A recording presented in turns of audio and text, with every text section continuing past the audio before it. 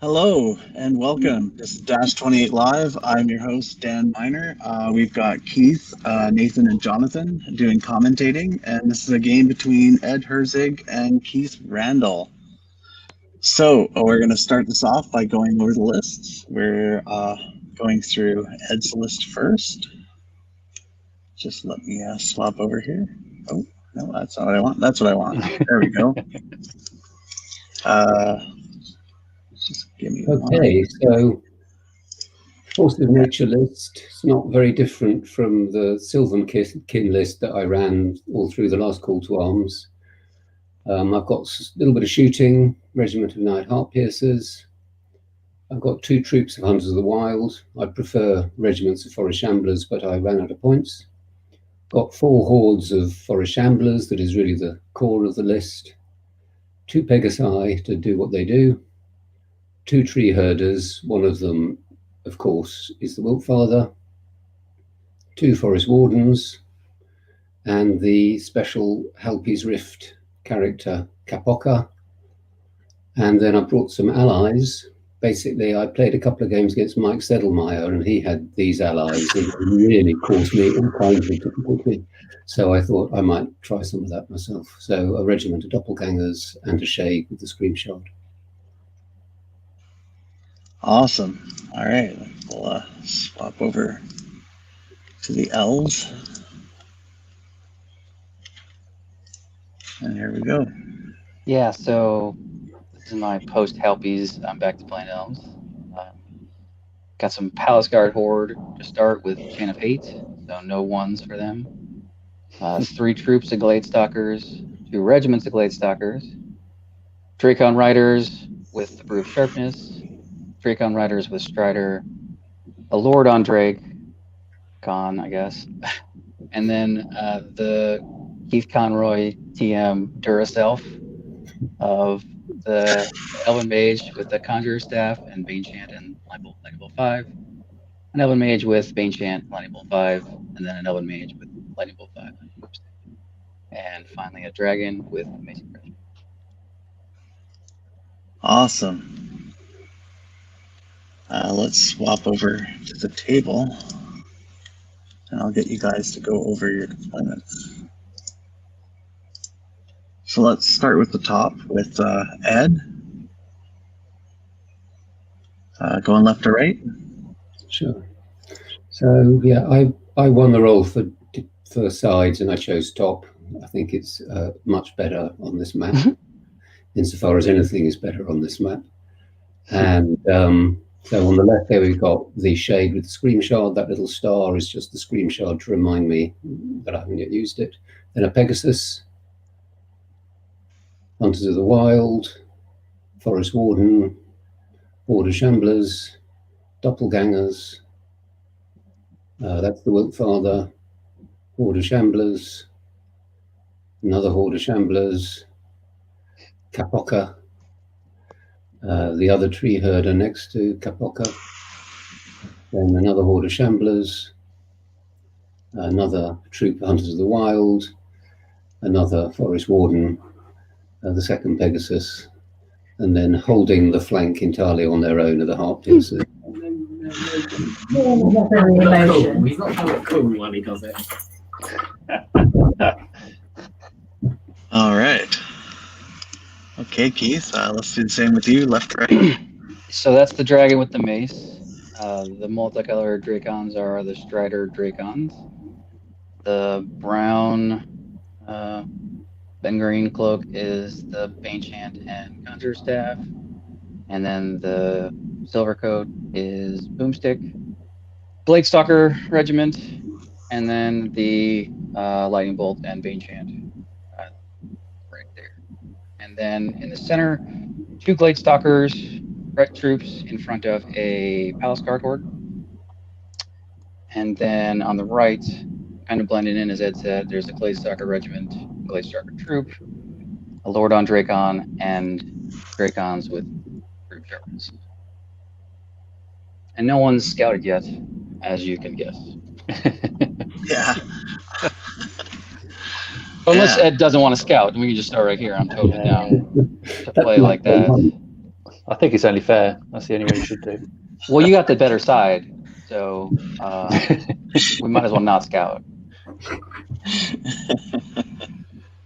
All right. Well, good luck to both of you. This is where we will ask you guys to go over and play your games, and so we can talk about you. That's good. Have fun. Good luck. See you later. See you later. Ah, smooth. Like So- it. Very.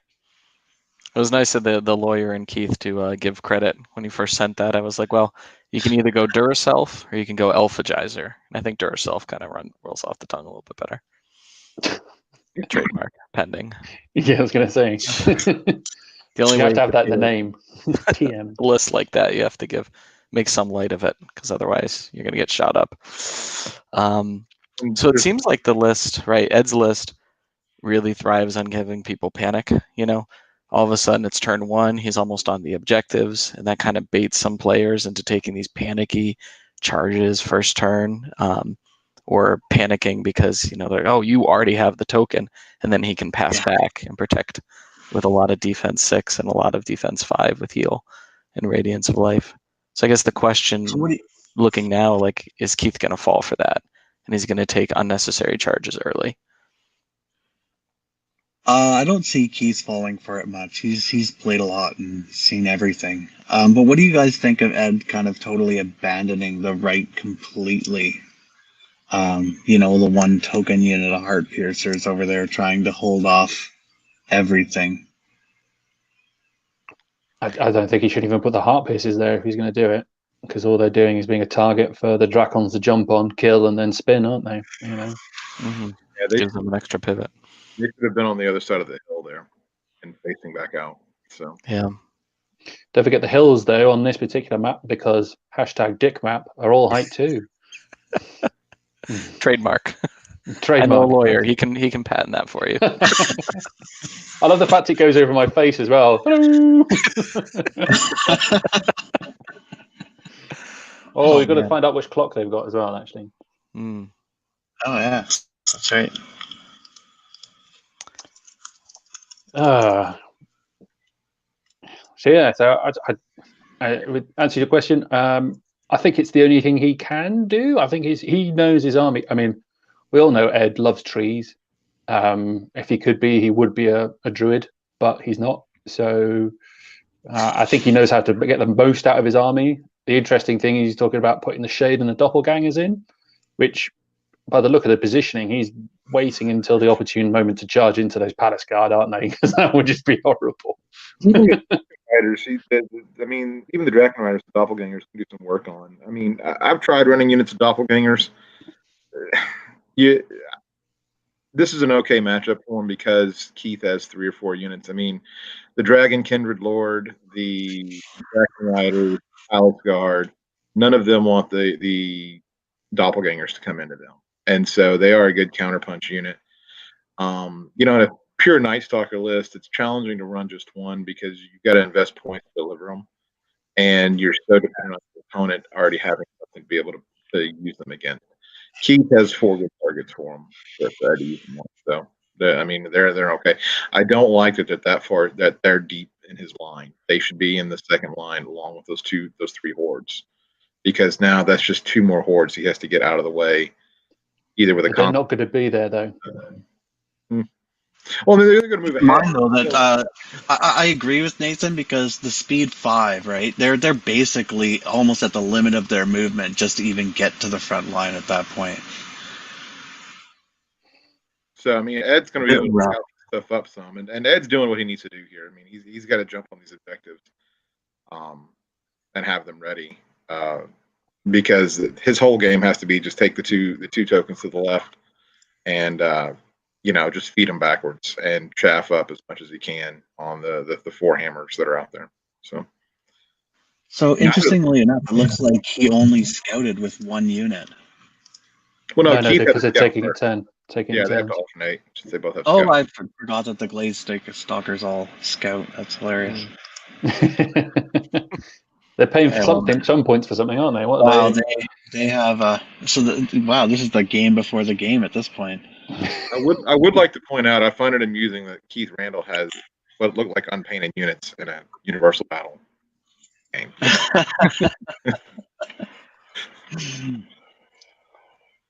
That's awesome. We'll have to maybe make a comment to that at the end. I'm seeing right now that there's going to be a big roll coming up where can a Pegasus ground a flyer?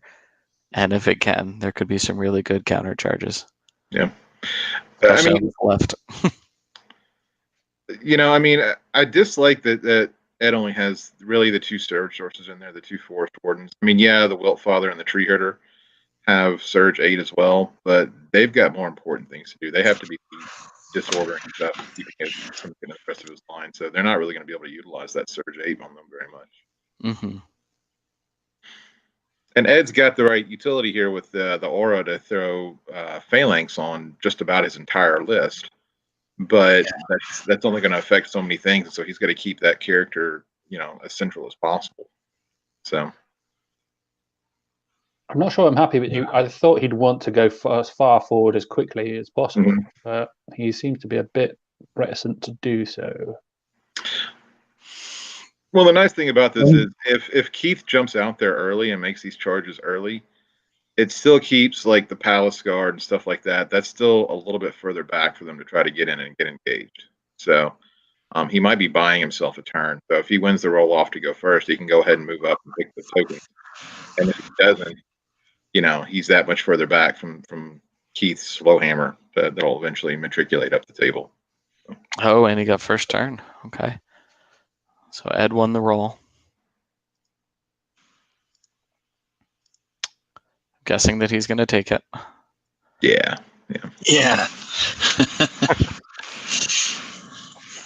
It is loot after all. And he'll get the opportunity to pass those tokens back and then hope that he can form like a nice wall facing out and weather some charges and some shooting. Yeah, and it's certainly important for him to do that before the flyers get in position too, right? So I think it makes that first turn even that much more important for him. Mm-hmm. I think his plan now is to get both of those tree herders on a token because there's something that can carry it. It's going to be the tree herders, and they'll be the most resilient to all the lightning bolt that it's coming their way. And they'll have to cover. And with the tree herders being nimble, they can move up and get that token and then immediately turn. I don't think the tree herders the tree herders aren't nimble, are they? Are they nimble? They should be. The forest wardens, not the tree herders. I'm sorry, the forest wardens. The forest wardens are, having played Ed a few times, he's going to throw those forest wardens, as he is doing now, onto the objective, spin them, and then just put them behind the brick of the army. That's exactly what he's done right there. I imagine he's doing the same with this one here, because it's totally in position to do so.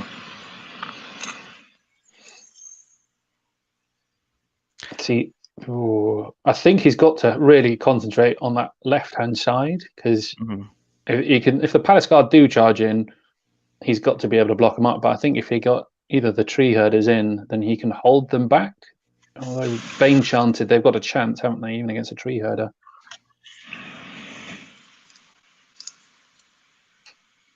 It's only wounding on 4s, right? It is a lot of attacks hitting on 3s, though. So yeah, I guess. I still think it takes 2 turns, so at least. So they're elite and vicious. So I mean, with 25 attacks, they're probably rolling up 20 hits, 19 hits, and then 5s with vicious, maybe 4s with vicious if they're Bane chanted. So 10, 11 wounds. Getting into that squeaky bum time, aren't you? You don't really want to be going. I'm giving my opponent a chance if he just rolls a 7. Yeah.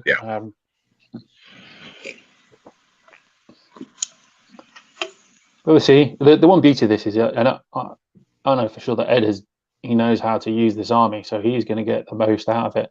It looks like, to a certain extent, he doesn't want to go too far forward and just take those objectives and retreat. I don't think because he's going so quick after those initial moves.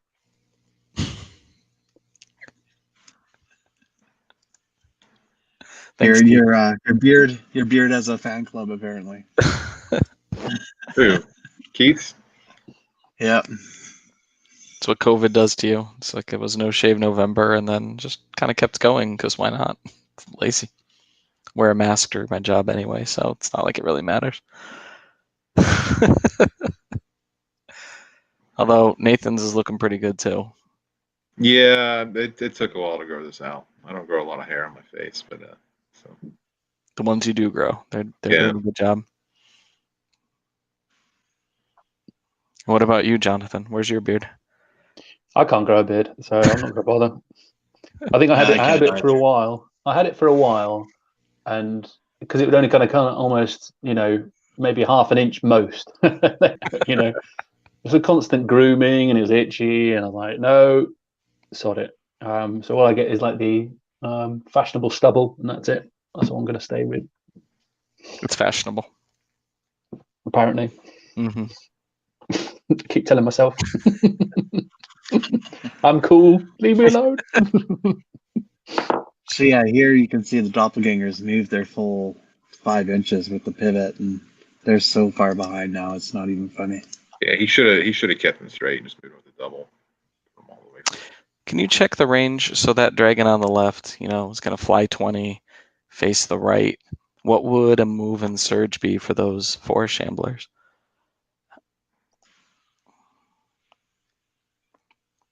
Looks like That's about all right. 14 inches. Ooh, I don't like that. Yeah, that's a bit of a long I surge. mean, if he foregoes trying to get the tree herder and the wilt father in, I mean, he's got what 24 types of surge on the table right now. He was covering it with the Pegasus, but then he's moved the Pegasus as well. Yeah, what's the line of sight on the Pegasus? Can that dragon just move up and have a flank on? Oh, easy. He can do, but don't forget Ooh. you've got the ever popular Shade, haven't you? Who's just sneaking in behind those Hunters of the Wild. Yeah. Yeah, the and he's Shade in good can spot. ground Yeah, for sure. That Shade's going to have to start trying to attack the mages, though. I mean, that's really needs to be his number 1 priority. There's so much lightning bolt out of those mages that he can do a lot of damage, especially to those regiments, tree herder, or 4 shamblers, and then that will add up fast, even on those hordes of tree. Keep saying tree herders, 4 shamblers, because I mean, they're going to be they're hitting on 4s, they're rerolling dice and rerolling the hits, and they're winning on 4s. I mean, he's got what 15? He's got 18 plus a reroll, an extra reroll conjure stuff on one of those. So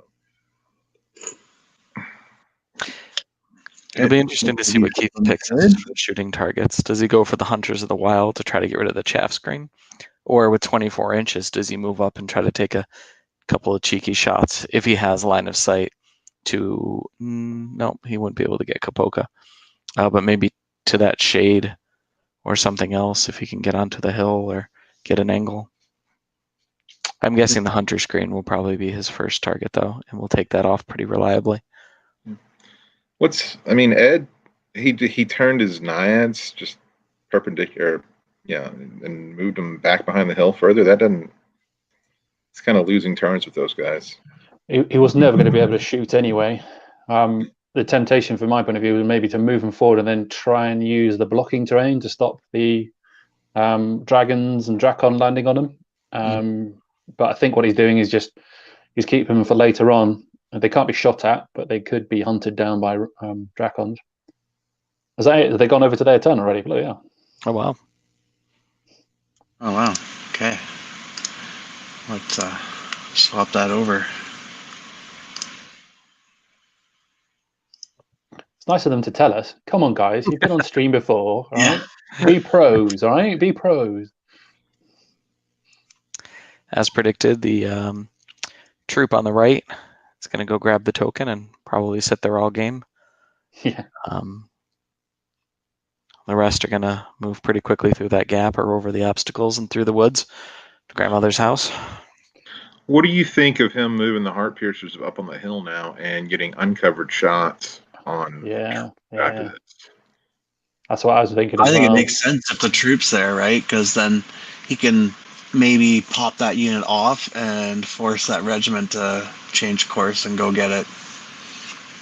Although, I mean, he still has the Drakon Lord over there. So, I mean, that's not a bad use for him to just go take that and hold it, babysit that other token if that troop dies. Mm-hmm. It would be sneaky. I don't think that Keith will do this, and isn't right now. But if Keith had moved all of his stuff over to the left, those Heart Pierces later on the game could double back and maybe try to contest that token late game if Keith's already committed. But he's put him in such a way that no sneaky shenanigans, no about facing and trying to walk back for turn 4, 5, and 6.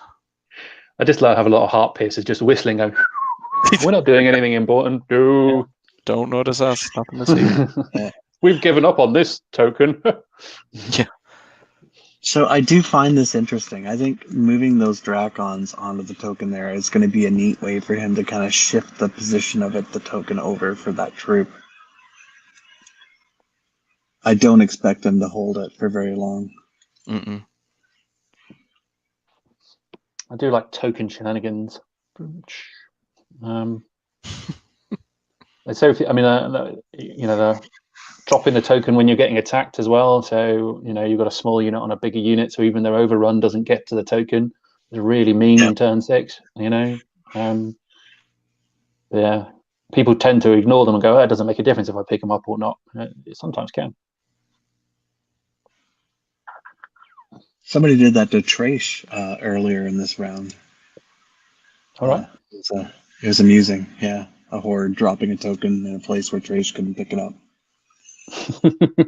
2 fingers up. I get that. If only we learned how to run diagonally, but we didn't. He only goes straight forward.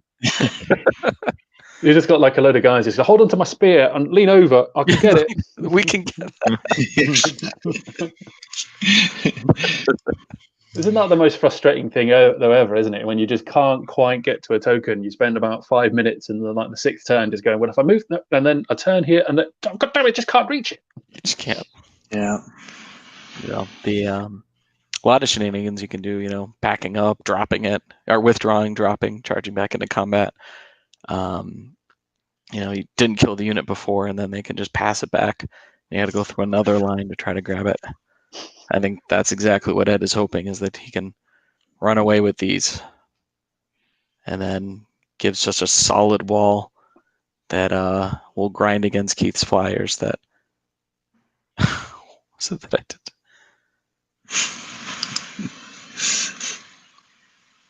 Question from Sam seems to think he did it to you. There, John. What's that? Yeah, Sam did it to me. Yeah.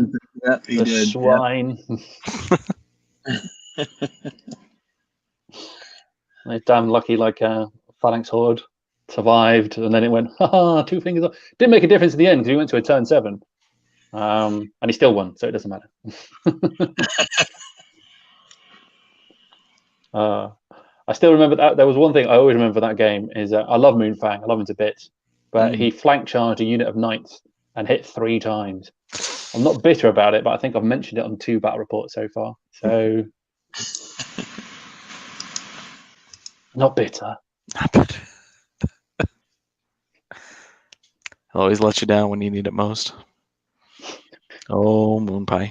We have I think it was my second game. I was able to play Ed versus with my herd versus a like a scaled down version of his list. It was the same thing that he had though, minus the allies, and I don't think we got into combat until turn 4 or 5. And then when they did, it came down to this one combat where a horde of spirit walkers into forest shamblers, a horde, and I think I did 22 wounds, 3s and 3s. It was something ridiculous roll, and he just sat back. He was like, "What is going on?" I'm like, "I didn't plan on that. That unit was supposed to be dead." But that was a lot of fun. So did he manage to avoid the having phalanx on you as well? So they still got their thunderous and everything. Well, he had failed weakness before. That was the thing. Oh, I know. He had weakness 3 with Kapoka, and he failed all 3. And I'm like, okay, if I'm going to commit to a combat, it has to be this turn because I'm not going to get it again. And then he failed weakness the next turn, just to kind of, lightning strikes twice. Because why not?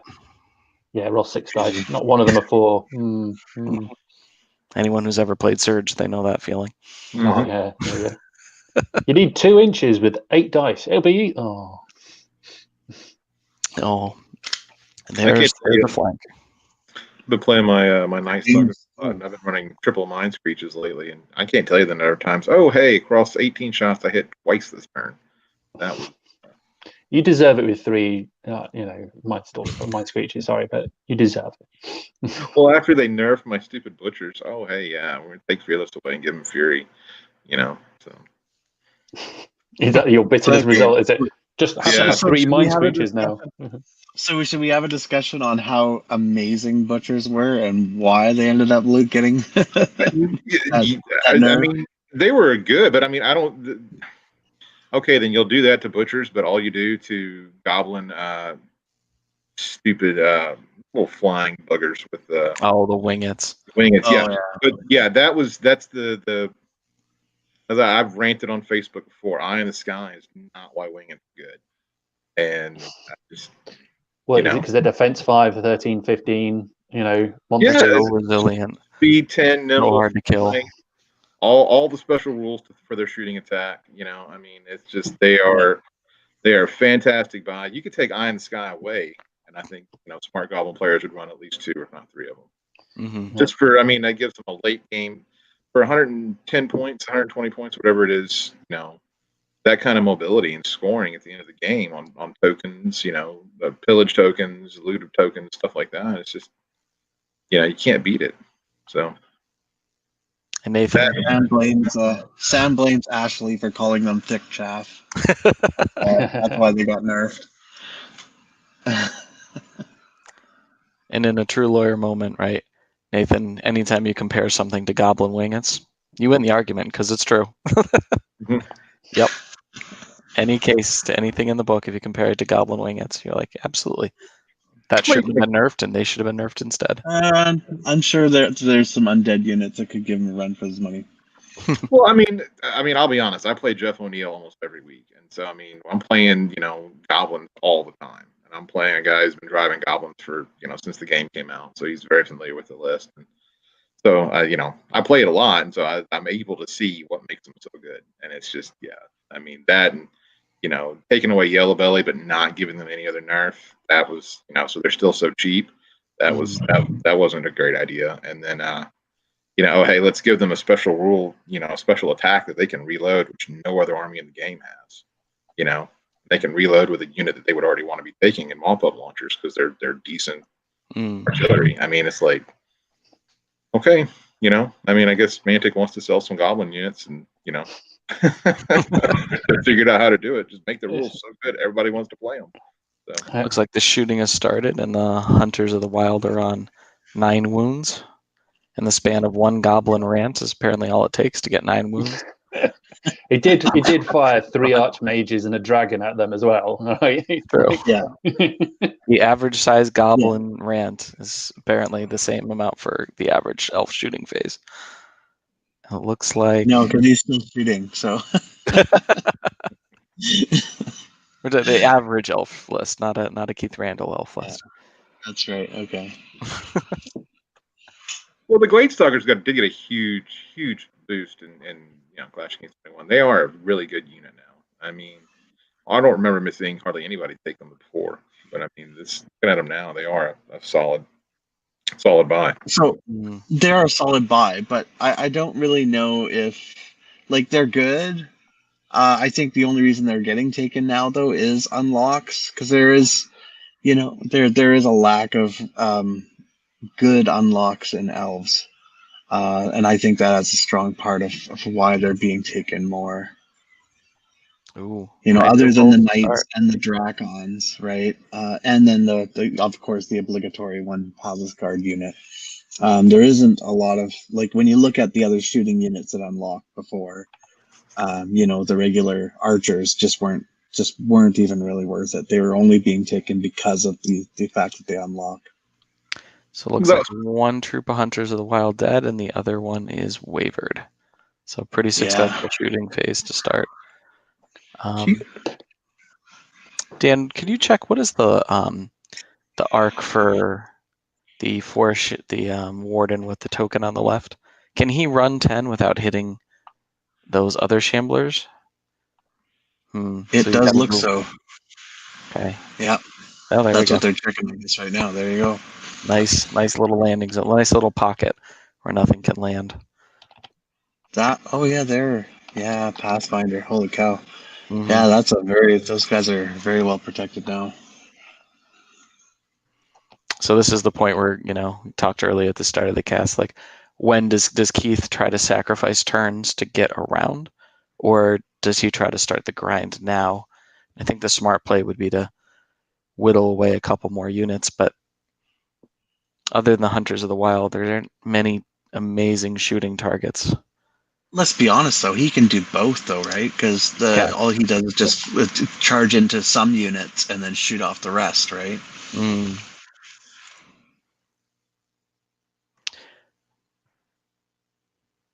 Yeah, those dragons and the Drakons next turn could move up a little bit on the left. Yeah. I don't know. This amount of shooting, though, he could maybe take off a regiment of 4 Shamblers in one go if he's able to focus fire. And I have to keep reminding myself that terrain in the bottom does not block line of sight. I look at it and I'm like, oh, that's a building, and it is not a building. And you can shoot over it, and there's no cover involved. And I think it's a great terrain piece, but it looks so much like the ruins that I would normally play or buildings, like a tower, that just on the off glance, I forget that. Yeah.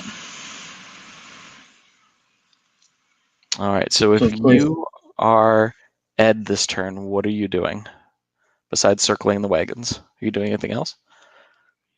He's in a bad position for that. I mean, he's got other than phalanx there, right? I mean, ideally, I would have loved to have seen him posting up on that obstacle. It looks like right there off of that centerpiece of terrain, or somewhere to throw hindered and phalanx at a lot of these Drakon hordes. So you and every other goblin player, Steve. Yeah, you should feel attacked, and you should feel bad for 3 wingets. That's really what it comes down to. We're still on this. Oh yeah. Since we've been talking about wingets the whole time.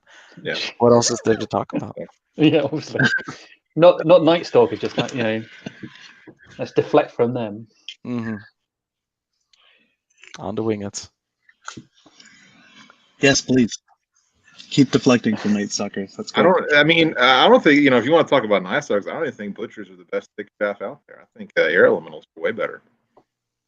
If you want thick staff. There's lots of good ones out there, like Revan. Yeah, I don't disagree. The Fly 10. I'm surprised they're not taken more often. And Mummies Melee are 3. too slow. Yeah, Mummies are definitely too slow. Yeah. Depends if you got lots of surge or not. True. That's a lot more investment to be able to use them as thick chaff that way. It's usually so I can surge the enslaved guardians, but if you can do it in mummies as well, it's just as much fun. I still think Revan and Cav troops are better thick chaff for both Empire Dust and Undead, so even after the changes. Yeah, their initial higher movement makes a big difference. Mm. Yeah. Or something, just dash 14, I think the secret of having that chaff being you can't waver it, right? So nothing more frustrating than having chaff. And John, right, when we run harpies, nothing worse, like, hey, get out of the way, like you're wavered, what are you doing? Yeah, like, 100%. Yeah, just you're actively like, I'd rather that you were dead right now, harpies. Like, you're just blocking me and I can't get around you because I didn't think a turn in advance. But having that chaff that's either not there or can operate, fully functional as normal, even with 13 wounds, I think is great. It's a great addition and it helps any army. And so, like you were saying, Nathan, the air elementals fill that role too. That'd be something, or in water elementals. Huh. that's why I find actually I'm taking a lot of Ger Panthers rather than Harpies at the moment, because even if they are wavered, you can still nimble them. You can still nimble them on the retreat, which helps sometimes. Aren't they fly? Can you still nimble them if they're flying disordered? The Ger Panthers aren't, and they're just as fast as the Harpies. It's just they don't do as much damage. Yeah, they have 2 less attacks. Sam does correctly point out that Hindered and Phalanx don't stack. Yeah. Yeah, I was thinking it's there. Yeah. Oh, yeah, definitely. Ensnare and phalanx is crazy. And it just so happens that a lot of ensnaring units do happen to also have phalanx, so can be fun. We talk about that shade in the bottom. Where did he go? Oh, he's right over there. Nice. Yeah. But is he within an inch? Did they swap turns again? I think so. And I think they've already jumped across. They don't tell us at all, do they? They're just like, we're now playing. Yeah. Yeah. Well, they seem to be okay with it, and he also seems to be just willing to fully ignore the fact that shade even exists at the moment. So yeah. Dan, you don't give in to them, right? Be strong-handed with it, right? You're in charge. Oi, if you want us to keep streaming this, you better tell us when your turns are done, boys. Well, we can notice when obviously Keith starts moving. Stop backtracking now. Put down your foot. That's a lot of effort right? on our part, Dan. I didn't sign up to actually watch the stream. I signed up to rant about wingets. You came to the right place, Keith. You came to the we were pretty clear about that at the start of this cast. That's right. Where were you? I don't remember hearing that conversation. When you have a platform, you got to take advantage of it. That was right. I wanted to jump on this stream. Although I did tell you guys to fill dead air, so I didn't qualify that should not be about ranting about other people's units. So yeah. Well, I mean, when Keith is going to play, line dancing with all his units 4 different times, I mean, it's fine. That is a nice thing and a frustrating thing about Universal Battle at times. It's so easy to move the units around and then try to walk that back, and with the undo button as much and things like that. It is a different style of play than playing heads up at a real physical table. Because you can do different things and just rewind it if you need to. So. I have seen a decent amount of that on live play too, using proxy bases and stuff. So it doesn't surprise me that much. The thing is, there's no argument on Universal Battle as well, is there? You can't turn around and go, well, you can't do that because it doesn't quite fit. You can be pretty much pixel perfect, can't you, on these things? As long as you didn't touch a template or a token or anything in between, and then you're in an awkward position. Yeah, that's it. Always measure lines of sight at the start, or else you just... Oops. Looks like Keith is moving up in the middle. He's got the troops that are screening that Palace Guard horde, and is moving his dragons. We'll see if he decides to. Does he breathe on the dragon this turn? Does he try to move 10? Oh, move 20 all the way away. He's going for the full rear, I think, on this one. Yeah, because I think the breathing is a bad idea, because being within 12 inches of anything to breathe on it puts them in easy surge range. Right. So he's just pivoting and going 20. And I think to what Nathan was saying earlier, if your only surge sources are those tree herders, does he want to remove a layer from his defenses for sending the forest shamblers all the way out onto the left flank and exposing a token carrier to chase that dragon? And I don't think he wants to. And even doing that, if he surges that unit out there, he's taking it out of order range for the phalanx as well, which he can use against a lot of stuff over there on that side of the table. So if he chooses to extend it there, it's at a big risk. So yeah, turns 4 or 5, there's gonna be a dragon in the backfield that is gonna be staring at the forest shamblers and whatever else is left. So these Dracons are in really good shape right now because there's nowhere for the Pegasus to fit. It is in charge range, it just can't fit. And then obviously the Dracon Lord, the Dracon Lord is just out of the charge range there. Hashtag dick map. Yeah. Yep.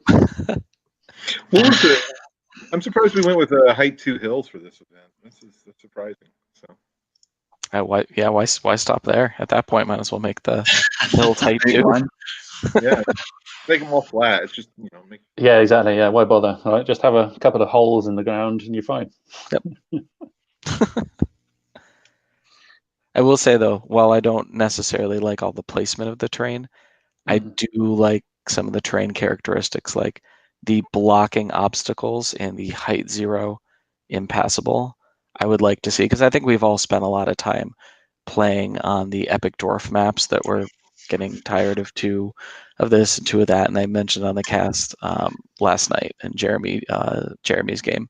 So having, mixing it up with different terrain types has been really interesting and has forced new styles of play. Unfortunately for Ed, that new style of play is Draken Riders that could charge you, but can't be charged. Yeah. I was so tempted to take an all-flying Basilian army. That'd have been so much fun. You don't say.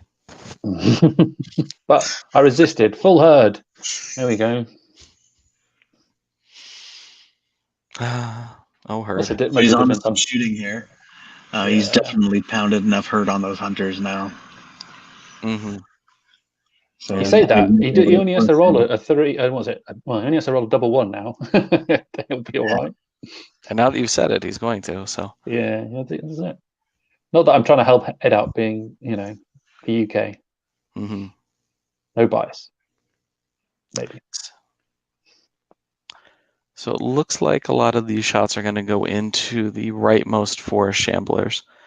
And I think especially against this list, going to reroll. Okay, wrong target.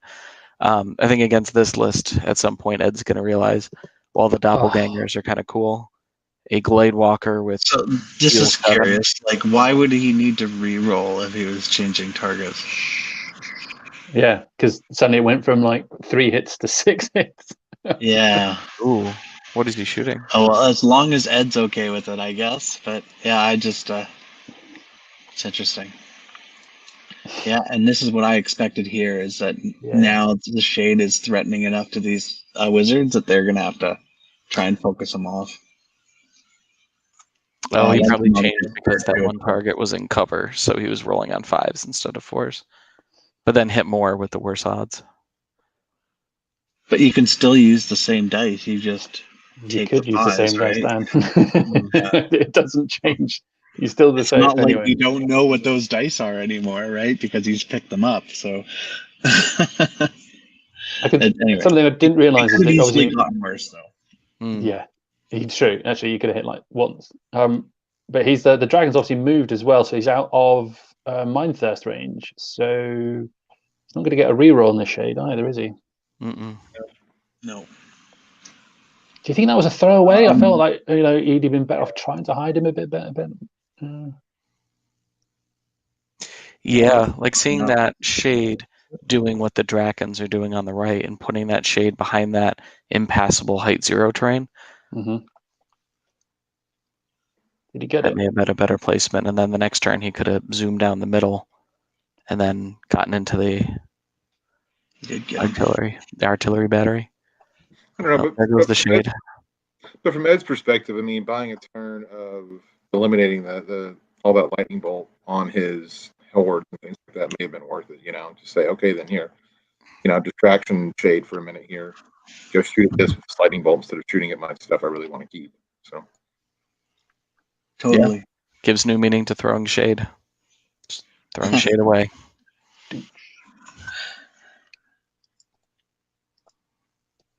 I'm still curious what he's going to do with those heart piercers. They're in a really bad spot. I mean, oh, he got a waiver on that Pegasus. Oh wow, that's a patented Keith Randall dice rolling right here. Some really good dice rolls. 7, 11, 8, and 9. That's some great nerve checks. Yeah, I can see John there. Marking it down. I am keeping check just to see.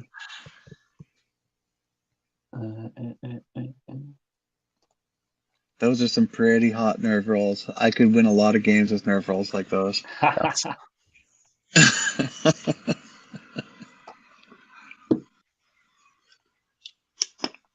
Or so I tell myself anyways. So it looks like I think they're going over to John's turn now. It looks like John might be going in. Sorry, Ed's turn. And Ed looks like he might be having a bit of a think, right? Trying to figure out how he's going to... Yeah, well, first things first, take those 4 Shamblers on the right and pivot them. Don't lose sight of those Drakens. Yeah.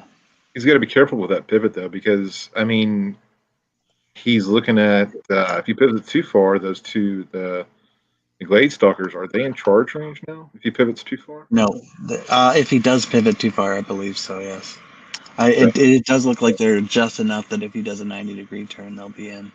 So he's in a bad spot there too, because I mean, even with phalanx and everything on the front hurting the Dracons, you don't want to take the Glade Stalkers in the flank too. Certainly not 2 troops of them. No, and I think you bring up a good point. Like I look at them and I think back in 2nd edition, I'm like, oh, those are like archers, but actually, right? They're melee 4. Mhm. They have elite, just general elite, not even on their shooting, but for both. So with a little Bane chant thrown in, like they could do a couple wounds. Bane chant might be a struggle, though. I'll tell you, with how far away the mages are. Yeah. Oh yeah, which one is down there? Oh yeah, So way far down away. there. Yeah. I don't know that he needs to worry about Bane chanting. I mean, the Dracons coming in are going to be hitting on 4s, and are they Crush 1, Thunders 1 still, or Thunder 2? I don't remember what they are now. Dragons are Crush 1, Thunder 1, elite. Yeah. So, and that's the uncolored one, right? So that's the Strider. That's sharpness. Yeah. This is on the right. Yeah. I mean, I don't know. Man, yeah. But yeah. Sharpness was a great item to take on them because now they're just hitting normal even with that phalanx. Yeah. It's nasty. I mean, he's probably looking 7-8 wounds off the Dracons. If he can pick up just a couple with the Glade Stalkers on the charge, the Horde's done. Do keep in mind that the phalanx strips Thunderous, though, right? They'll only be crushed. No, yeah, but still, I mean, so he's still going to come in. It's key. So he's going to roll 18 dice. He's going to have 2 1s and no 2s, and then he's going to re-roll both the 1s, and so he's going to have 18 hits and do, hit on 4, wounding on 4s. So I mean, I can easily see Keith doing a 7 or 8 wound charge with that, and then just 2 or 3 off the Glade Stalkers, and hey, there you go. So, Dan, could you check the range for the Heart Piercers in the back to the Draken Lord? Yeah. Is he in range right now? That's in, I think, right? No, it's out. He's out. Bye. Yeah, Whew, a little bit out. Yeah. Yeah, like you were saying, I'm not crazy about their position. That'd be something we'll have to ask him after. Like, was that your first drop as a kind of way to bait Keith towards the right, or what were they doing out there? It's the only thing I can think of, really. Yeah, I would have loved to see them in the middle shooting these troops, and then they're not the most ideal targets to target back because if you don't kill them, they have regen. Mm-hmm. Yeah, the only thing is they're not going to be able to do it turn 1, are they? Because they're just they're not scouting. So I think he's possibly thinking, I don't want to near the what's it called? The main bulk of the army, because he's going to scout them forward. They may have been better over on the left-hand side, plinging wounds onto this dragon, and then being a bit more conservative with his shade, he may have been able to hold him down a little bit more and possibly cause a lucky waver somewhere. Mm-hmm. Well, if you use the doppelgangers and the Heart Piercers, like you said, on the left, and just kind of force those to push the dragon back into the middle of the table, right? Because either the Heart Piercers are going to keep plinking away and just adding wounds up on the dragon, or he's got to commit and come into either the doppelgangers. Or if you come into the doppelgangers and they're more central, it's a lot easier to surge those 4 Shambler hordes into the dragon and keep them tied up from that point on. So, as it is, he's in his turn 3, and his Heart Piercers, who are a ranged unit, haven't taken a single shot yet. And I mean, by the time he does get a chance to start taking shots, there may not be a lot of targets. I mean, everything may be engaged, and he can't shoot at it. So, I think the big thing for him is going to be whether Keith charges in next turn or waits another turn to get in. So he may have to look and say, well, do I want to bait him in now and see if I can give him like a charge that he can't refuse, and then trying to counter with Surge? Because there's so many options, can't you? You can just leave open for him a flank somewhere. Oh, so interesting. He dropped the tokens in the middle. So what do we think is the next move for that? Oh, that's going to be Shamble Horde on top, isn't it? Yeah. I think he's just opening up his options for Chaff and for Surges.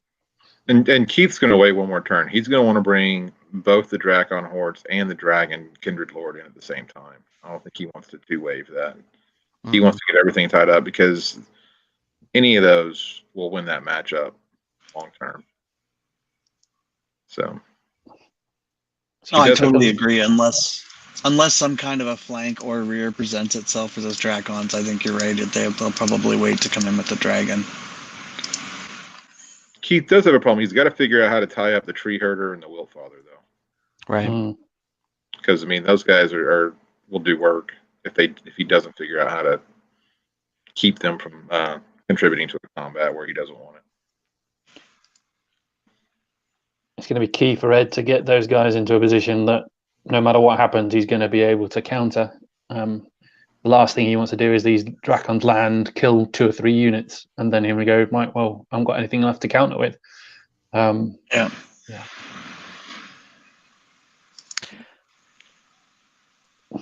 So if he does do that next turn, does the Drakon Lord and the Drakons on the right, do they charge that Forest Shambler Horde on the right?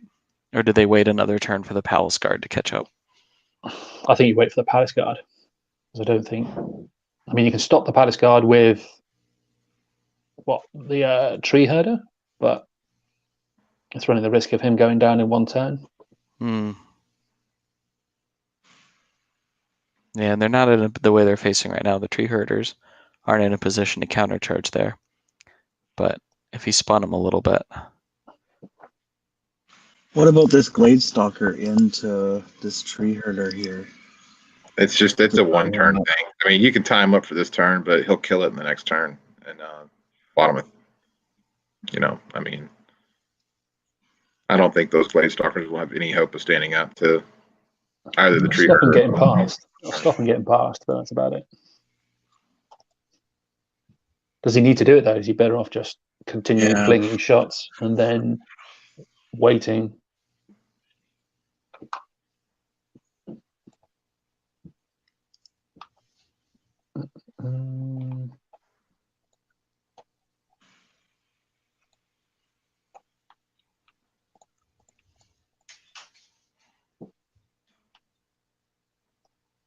Jason is tossing out some Nathan beard appreciation.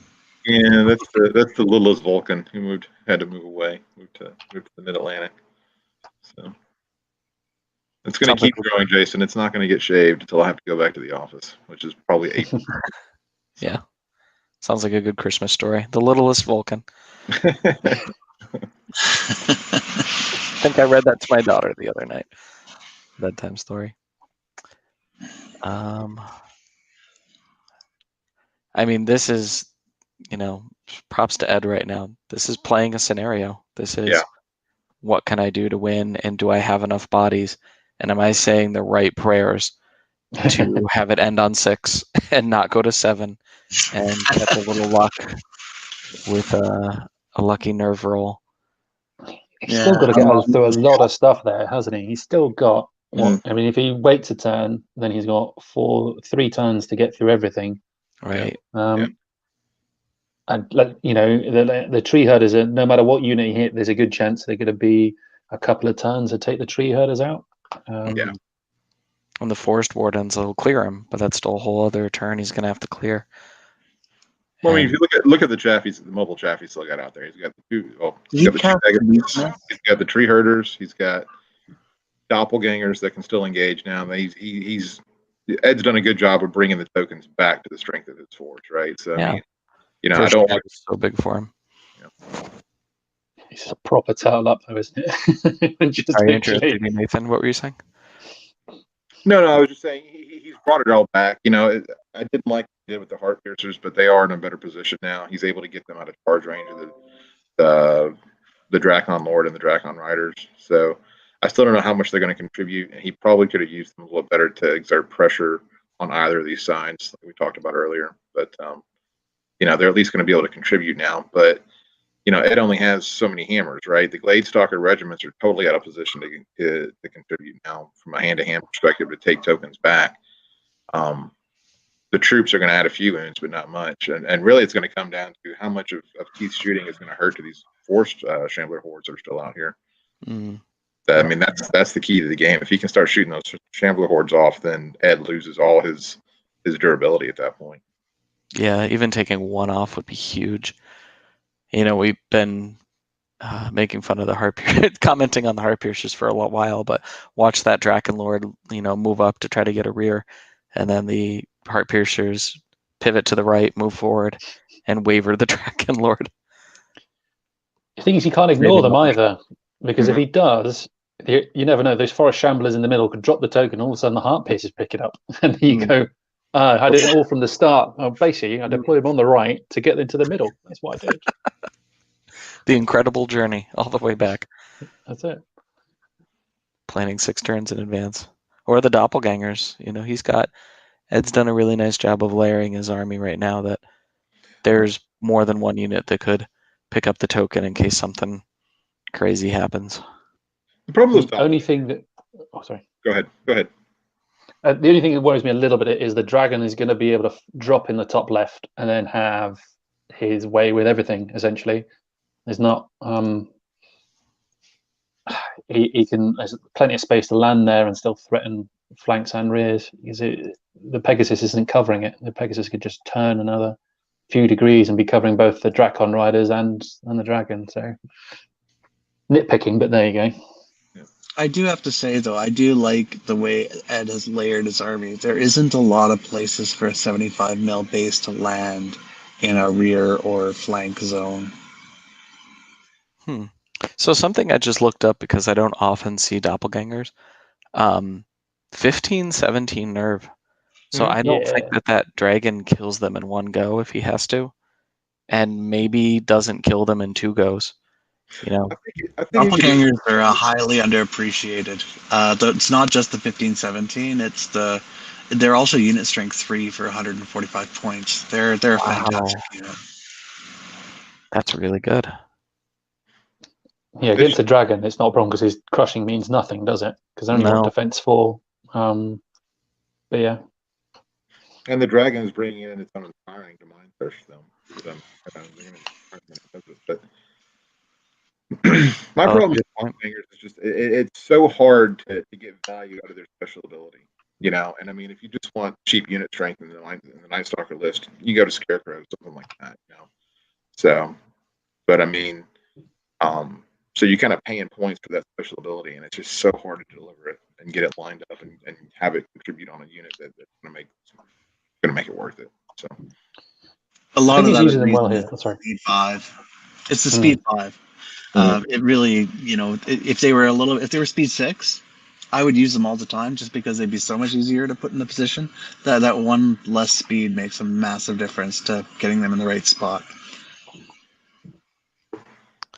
So the Heart Piercer's effective range is 23.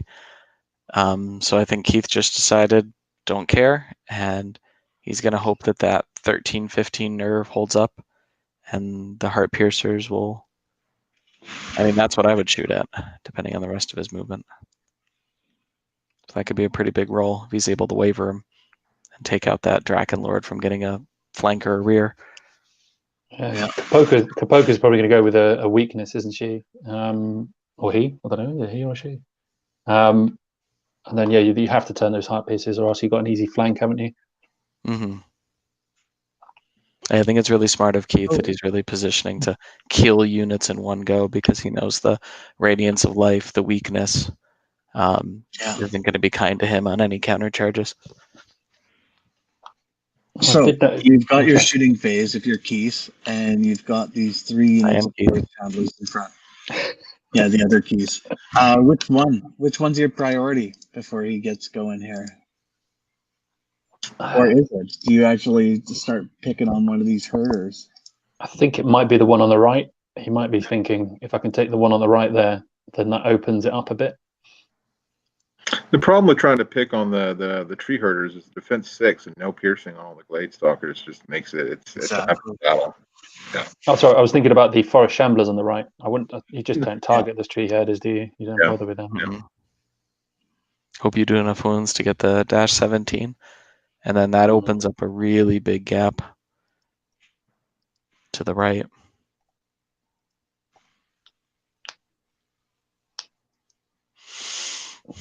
Yeah, because that's look. He's angled all the glade stalkers to do it, hasn't he? He's turned them on so they can shoot. Can they? Glade stalkers range 24. Yeah. Yeah. So by the looks of it, that's what he's doing. And he's doing a good job here with the Dracons on the left and the dragon, because he's putting them to a choice on the Forest Shambler regiment horde on the left and the doppelgangers, right? Either you turn to face the dragon and deal with it, or you turn to face the Dracons and deal with the other one in the flank. So I mean, he doesn't really have the angles or the range to disorder the dragon with anything. So I mean, he's kind of getting in a tough spot now. Where do we take the lick? Right. He can ground with the Pegasus though, so he can ground one of those units, which is going to be the Dracon Riders, I thought, if he needs to. Because I think the Forest Shamblers would take the Dragon, and I don't think they have a problem with that. Oh. Yeah. That could be where Ed needs to do his shooting, is on the Pegasus, because that's all the mobile chaff that he has left. If he can start tying up the Pegasi, then I mean, that's going to limit Ed's defensive options for stopping some of these charges. Yeah. Well, Yeah, they need defense 4 as well, aren't they? Did those mages move in such a way that he no longer has cover? Depending on for yeah, he did. Okay. Yeah, the blocking terrain hasn't got any height, has it? It's all flat. Sure. That's right. So looks will go up on that, and then between that or the Pegasus, I think this is the roll to make. Yeah, that's the one.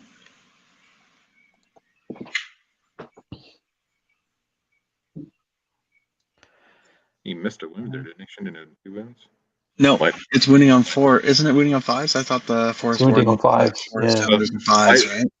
Oh, this is the Glade Stalkers, not the Lightning Bolt. Yeah, this is the troops. Yeah. I thought the same thing, Nathan. I was very confused for a moment. There's only that big circle there that shows what now he's going into lightning. Whoa. Lightning shot. Okay, that was the hits. I thought that was only the 2 though. That's not so bad. No, but if you get 2 from each of those, all of a sudden you're on 10 and 7 is rerollable. Durself Alphagizer. There's the shooting battery. Okay, still a big one to go.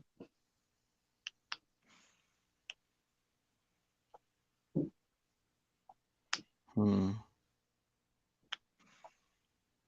curious what you guys think about how these lists scaled down, right? I mean, 2,500 points is still relatively large for a game, even in 3rd edition. So, I mean, Keith's list, I think you can drop a troop or 2 of Glade Stalkers and still maintain it.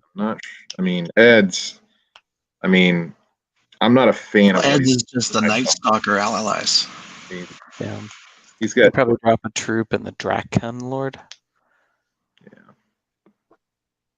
Oh, that's pretty harsh. Oh, wow. Nice wound rolls. Yeah. It's up to 10 now? Looks like it. He's still got these Glade Stalkers. Okay, and nothing with the Glade Stalkers. So really big roll about to happen. He's shot everything, has he? He hasn't shot the unit on the left, has he? The regiment? I'm not sure. If that's the so he's okay. If that's the roll, he's fine. Yeah. Roll. Oof. I mean, they're not going to live next turn. Was that the nerve roll? I think so. I think so. They don't tell us anything, so how do we know? Ask him. Was that the nerve roll? You are. Yeah, I think it was. He's changing the dice. There we go. That was below average for Keith there. Yeah. So far this game. Yeah. Averaging out. What's the range on those 4 Shamblers that have all the 10 wounds on them now? What can they get to now? So, I mean, really, just the Gladestone. They can see that this troop. They're not going to take it though, are they? There's no point. They're better off just No, getting I in the think way. they're still better being a roadblock, even with the 10 wounds on them. It's all about blocking up and continuing your castle, right? Mm-hmm. Dan, talk to them. They've changed turn again. Come on. 4 now, Tell us. Do anybody want to see some halftime stats? I've got some halftime stats, if that helps. Yes, let's do it. Let's do it. Yes, the cheerleaders also. We need cheerleaders in the marching band as well. I haven't got the halftime show. I'm not Shakira, and I'm not going to do any kind of dancing. Right. So, victory points you can see for yourself. So, Keith is on a plucky 1, and Ed running away with 2. Kill points, Keith is on to 350. So that's what he's got for the units he's killed so far. Ed has not killed anything, so he's on 0. Average nerve roll for Keith. We thinking high? What do we reckon? I think 8.5.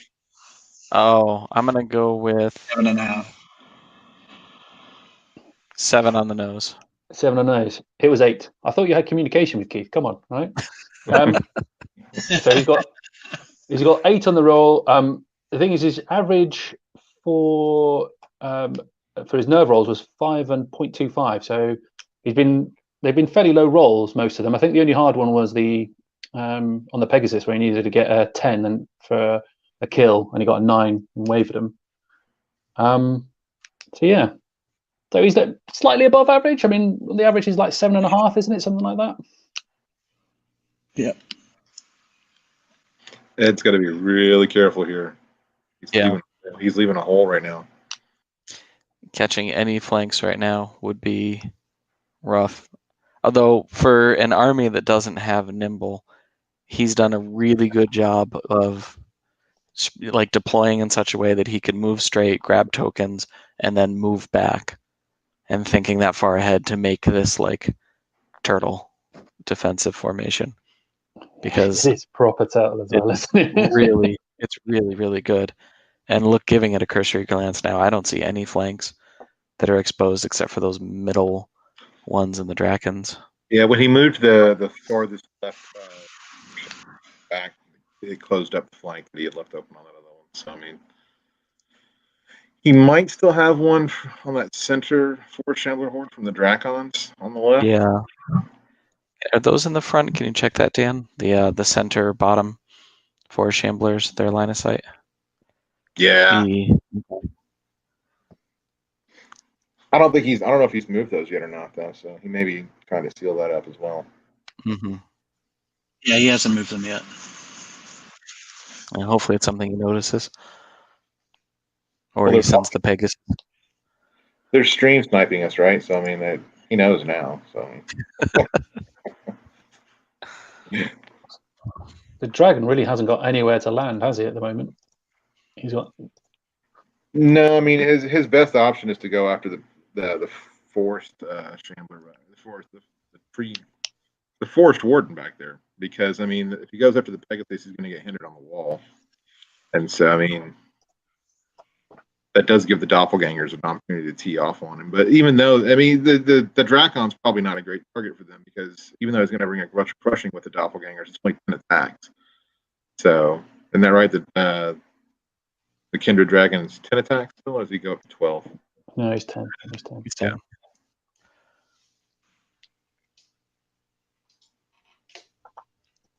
Having said that, he could turn the dragon and then just fly him all the way over the back, but then no, because he's got no shambling options there, so he would be pretty safe there.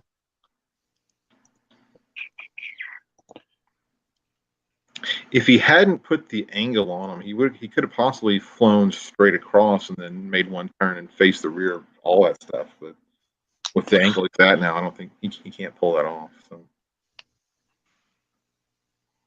I'm a big fan of making sure you've got enough angle to do stuff the turn before. So many people go down a flank with a unit of knights and then turn in and then realize they've got nowhere to back up to. And then you're going, well, if you'd have just kept them flat, you could have just retreated and then kept a unit busy for a turn. If he'd have just landed his dragon so he's able to drop behind the army, he'd have been quids in, wouldn't he? Because there's nothing he can do to really... I suppose you could drop the tokens and surge into him, but that's about it, isn't it? Still be a frontal charge on a dragon. You'd probably take that.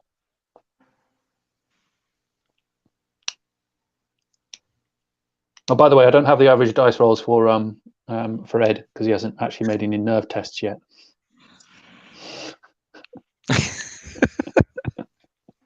Although, in Two very different games.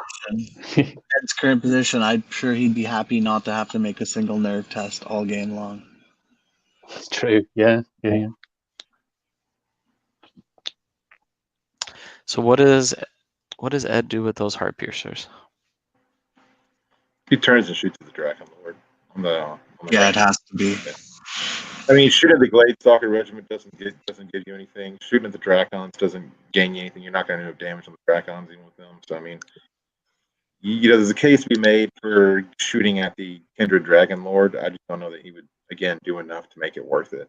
I mean, he's just fishing for a waiver at that point. Whereas with the Dracon Lord on the right, he has a good chance of getting that waiver or even that kill. So. With speed 6, does Keith move those Gladestalker troops out of the way and try to charge the tree herder or something else in front? I'd be tempted to take on those shamblers because with a decent pivot, you might be able to get out of the arc of the tree herder at this stage, unless he's not changed him.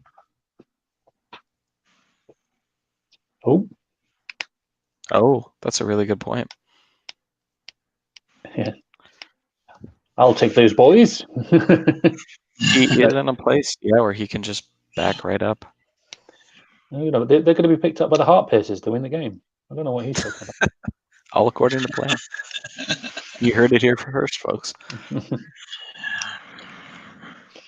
For those if it happens, I can talk to Ed at the end and go, well. For those who didn't start the broadcast with us, these heart piercers over here did start roughly where this Lord on the Drake actually is right now. So they've had quite a long trek, a long journey to get where they are. I think he put him in such an angle that if there is a double ones or an overrun or a bounce, the heart piercers could maybe get a flank. Well, I'd probably angle them a little bit more down. Is it worth doing that though? Even flank with heart piercers? I have no idea. Yeah, see, this position here, I actually don't mind because if everything on Keith's side does go in, I think the heart piercers can do a double move to get onto that hill and then maybe shoot at the that troop with the token last turn. Oh. Wow. Yeah, he had pretty poor rolls. Oh man, can you imagine? And then it comes down to he makes him drop it at the end. Oof. Heart piercers. Well, just playing mind games with all of us. It's already an uphill battle for him to get those two tokens off of Ed at the moment. So, and part of the challenge with that, with Ed playing for that though, right, is, I mean, at that point, if he's, it's one thing because this is blackjack scoring in this event, correct? Mm-hmm. So I mean, that's great for that, but if he's lost the center, if he's lost those other two tokens, it's pointless to go after those, you know. Mm-hmm. I mean, so sorry, it's a Northern Kings. He's taking that flank charge. He's taking that flank charge. We saw. Oh, he did not know. Oh, he didn't notice that. Oh, I think he did. Look at this. Look at that. That is a toe in on a hindered charge. Oh, but these are the Strider ones. He got Strider. Strider. Oh, yeah. Okay. Oh, this is going to hurt. It is going to hurt. A lot. I wonder if that was an oversight or if this is bait. I think that was an oversight. You don't use that. But these few drops, you don't bait with this. I mean, you'd have just turned, wouldn't you?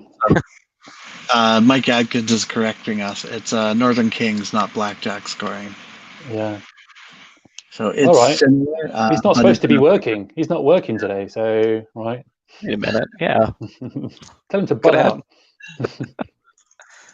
You know, the Northern Jacks or the Black Kings or I don't know, whatever scoring system we're using. We got to be careful with that. We got to be careful. It's simple. It works. You know, not confusing. You don't have to have custom score sheets and all this scenario rules and scoring. Did you win or lose? How much did you kill?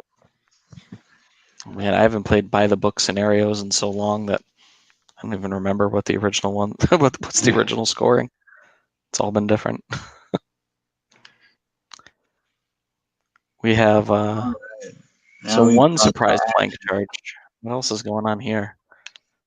I think he's double charging here, especially with the 9 wounds on it, like the 9 wounds on them.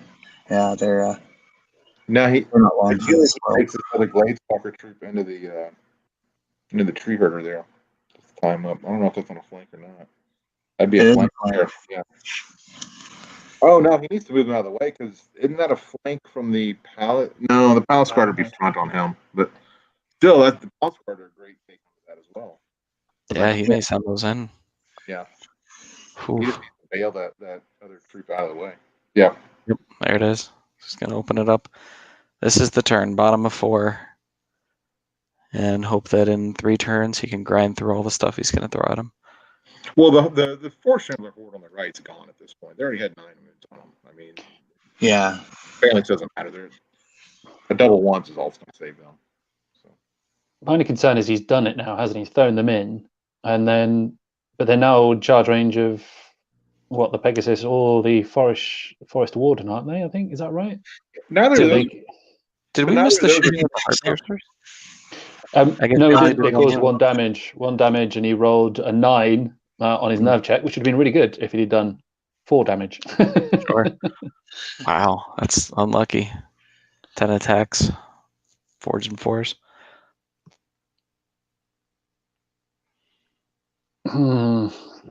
He also tried to heal the. I think the wrong idea was to try and heal those Shambler unit with a large number of wounds with Kapoka, but might have been better to drop a weakness on someone. It's going to be a hindered charge. Yeah. Mm-hmm. Yeah. I don't think it's a bad idea anyway. It's just a tie them. Well, kind of try and tie them up a little bit. Limit his options a bit. Mm-hmm. Get some damage in. Just get some damage in. You know. Yeah.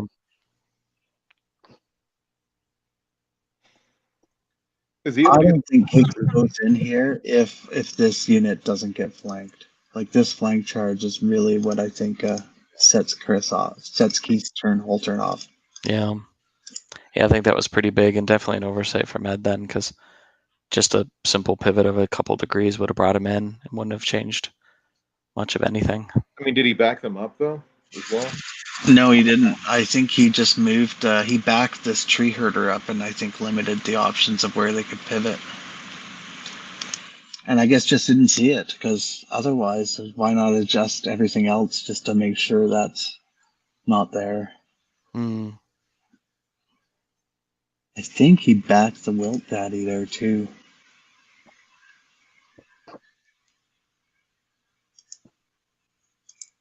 You never know, though. A double 1 here and a flank charge from Wiltfather.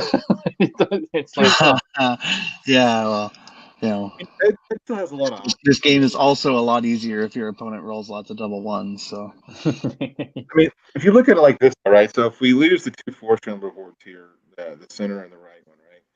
You know, regardless, if the Pegasus can still bounce out and disorder the Drakon Lord, right?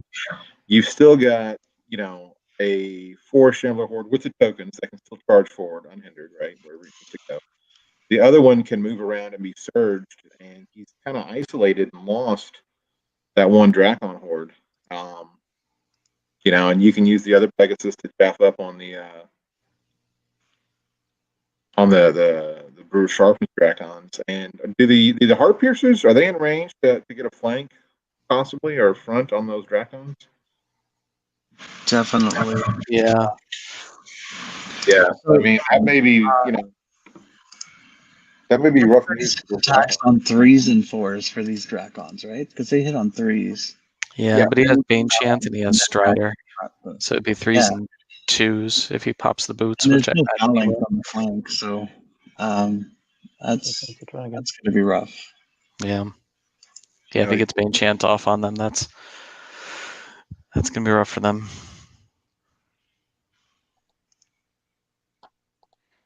This is where Keith's mobility is giving Ed a lot of problems. I mean, he's getting stuck where he's got to start spinning stuff around, and expose other facings just to try to get to the primary threats, and this is going to hurt him.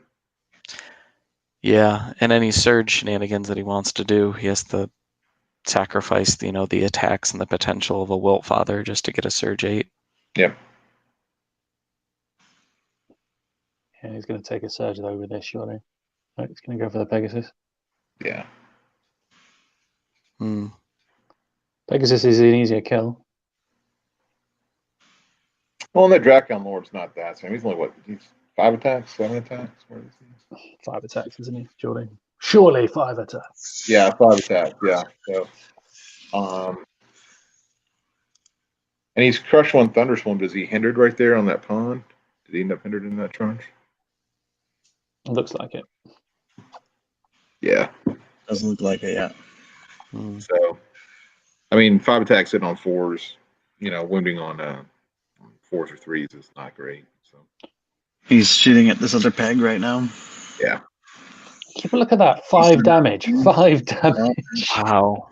That's amazing. So stats, man. How's the odds on that? I can't record everything, man. Come on, right? I've got a spreadsheet and a will.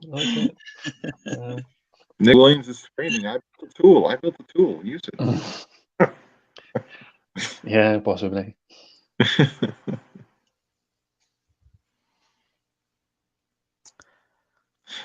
Maggers, the problem is those Force Wardens only have Surge 4, and where that other Horde is going to be tough to get them to surge in. So, I mean, unless he drops the tokens off of that one. So, even then, he's got to do a full reface and use both of them to get probably a 5-inch surge, 4-inch surge. So. Yeah.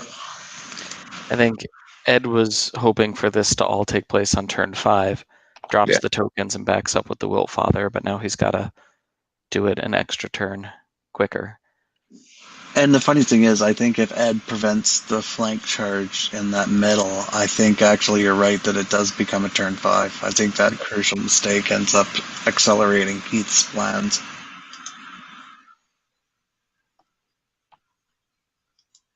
Which, if there's one thing you don't want to do, don't give an Alpha Strike army reason to commit even a turn earlier. Yeah. Well, that Pegasus is not long for this world. Nope. Neither. About to become extinct.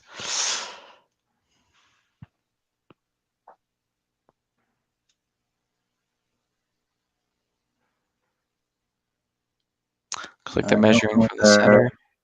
They're looking to see if it's covered. Yeah. Yeah. Looks like it would be. Oh yeah, look in the line of sight. Cover.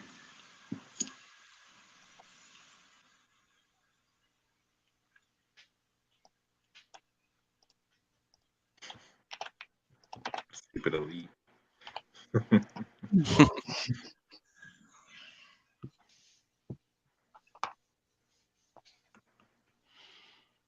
All right, so here comes enough. It's nerves now. Would you rather, if you had 1 double 1s to spend in a turn, would you rather use it on the 4 Shamblers on the left or the 4 Shamblers on the right? Oh my. Which one's the linchpin right now? Left. Yeah. Left because the Wilt Daddy basically flank charged, so they picks that unit up. Well, the only thing, and I mean, well, the only question with that though, right, is he's got other options there. If you spend it on the one on the right, then there's fewer options there for him to hold those Drakons up. If you spend it on the one on the left, you've got another horde. You've got 2 other hordes of 4 Shamblers there, and a Wilt Father that can, even if he kills that, can deal with those Drakons. So Yeah.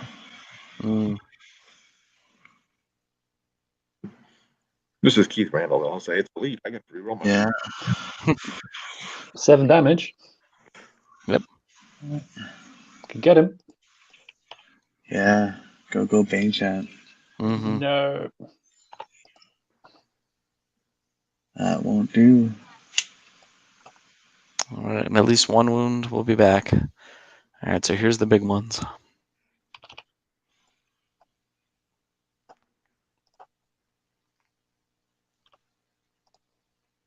hits. 10. Yeah. 10. Then 5, so 3 wounds. Okay. Guessing the Drakens are going to drive it home. I was going to say, sure you do the Dracons first, don't you? Just double. That is literally just like driving the knife home, isn't it? Yeah. They all hit. Look at that, all hit. So they forget about Phalanx there? Who's the Phalanx character? These ones have sharpness. Oh, he's out of range. Yeah, so they're hitting on 3s. Nobody still rolled 2s, didn't he? Yeah, that's a good So point. he hit on 2s. Yeah. Conveniently forgot. This character, right? So it's out of range, actually, I think. That's 6 inches.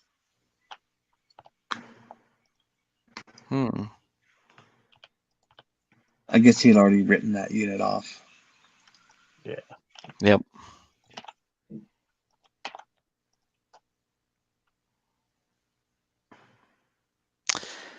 Levy breaks.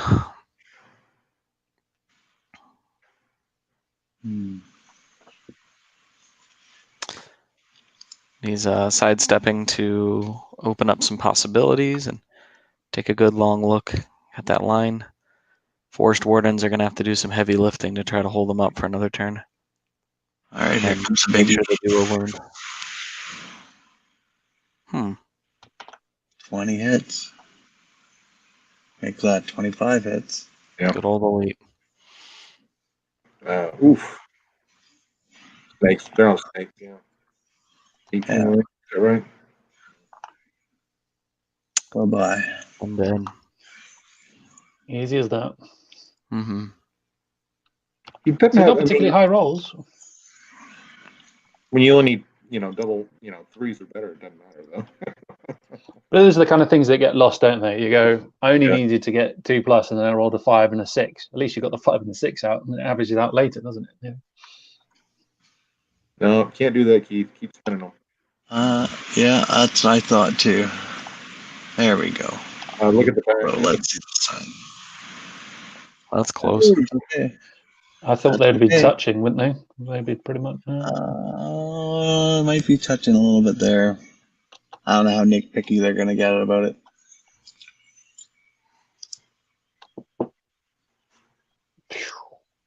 Still a flank from the tree herder, though, isn't it? So yeah, that might be tempting. Yep. Could be a double tree herder charge there. Yeah, get the Forest Shamblers in the flank. Hope that Forest Warden on the right grounds the Drakens. Does the Forest Warden, the Forest Shamblers with the tokens, do they have art to the Brewer Sharpness Draken Riders right now? Nope. No. Okay. So was that 1 damage on the Pegasus, was it? Look like. And There's only 1 off a waiver there, so we still go in the peg. Good old peg. yeah.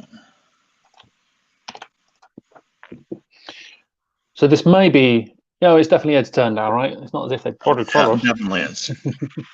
Yeah. How rude. Ed was top, right? So we turn 5 top. Yeah, it's turn 5.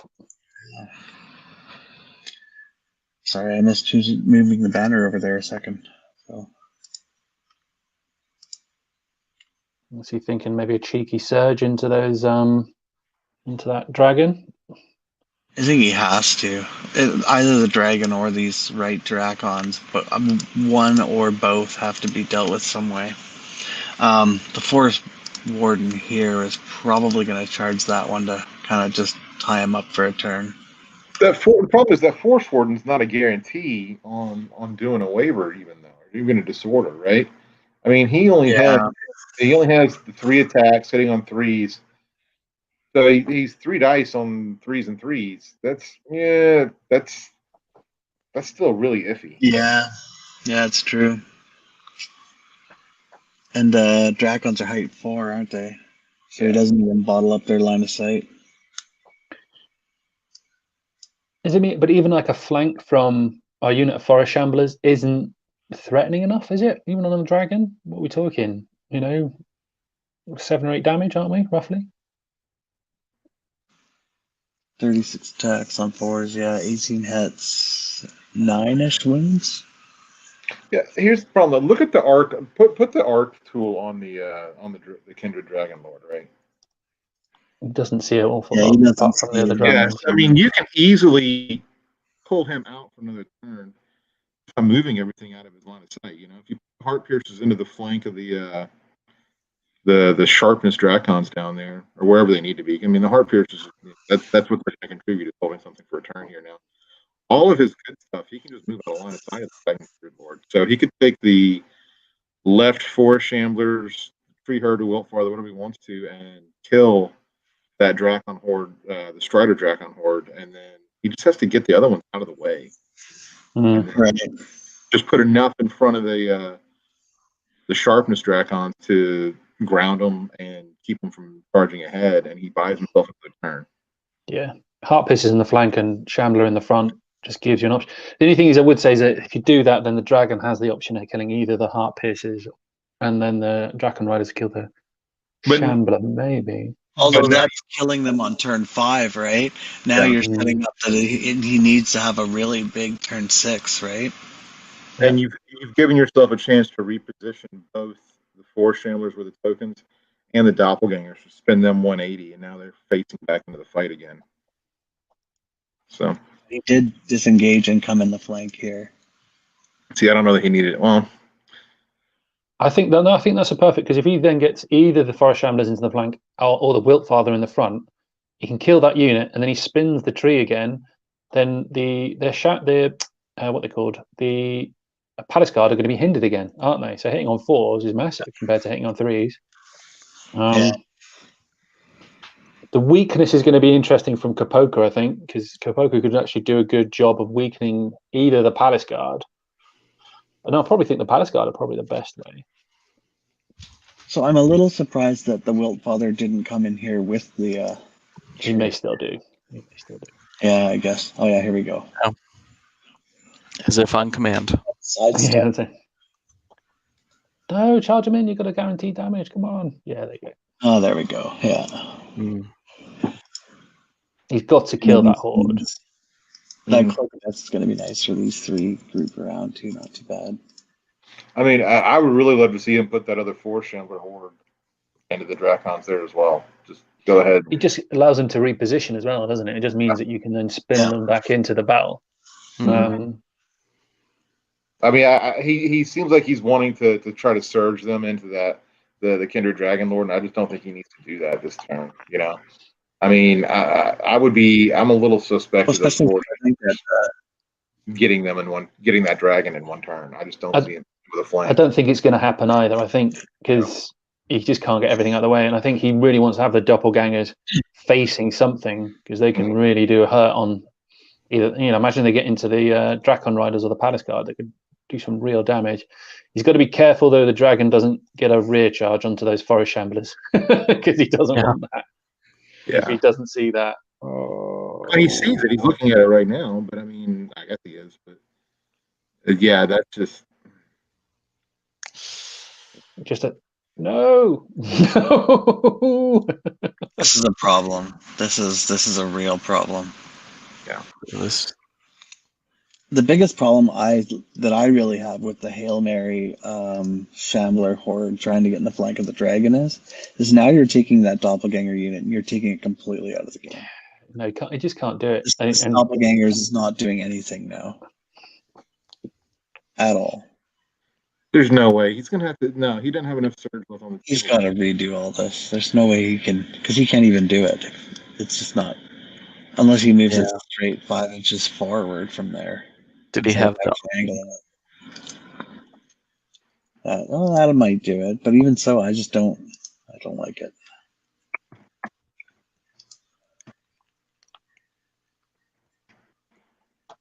It's his Hail Mary, isn't it? Yes, it is. Hail Mary. So what would he need to clear that corner? Move up 6. And then you'd have to have a surge of like a 3, would he? That's going to be another 3 to get in, or is that going to be another 2? Yeah, it's another 3, I'd argue. And he has surge 4. Yeah. I don't like Plus, it. also the doppelgangers, that'd be so better to react, wouldn't they, to wherever the dragon goes or wherever the things goes. Because even now, even if he did get the charge off, for example, he'd be able to chance a dragon into the rear of those shamblers, wouldn't they? He might not fit, actually. He might not fit, but you could get the doppelgangers. Mm-hmm. I think they're talking about it right now. No, it is 2. It is 2. But that's like Surge 8, though, at that point, right? Yeah, so you search that'd be 4, 9, you need to get turn, and 2. we have 6. So he does need only 2. But that's still such a... Oh, especially since, 50-50 I've shot. seen plenty of times where, like, Surge 8 hits, like, once. And this So, Forest Warden, is he and going to use him to surge, or is he going to try to pin the Drakens back? He's got to pin the dragons. well, He can't allow the I dragons think to he run. has to. Yeah. I think he's tempted, though. He's tempted to be like, oh, if I could just get one more extra source of surge.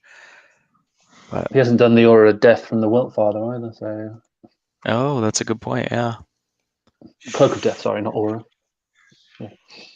And then he's going to cast Weakness on those Drakens. Fortunately for Keith and unfortunately for Ed, those are the sharpness ones, so hindered and snared, or hindered and phalanx still just be hitting on 3s. So weakness will be the big one that will help. Yeah. It looks like he's trying to get that surge out there, yeah.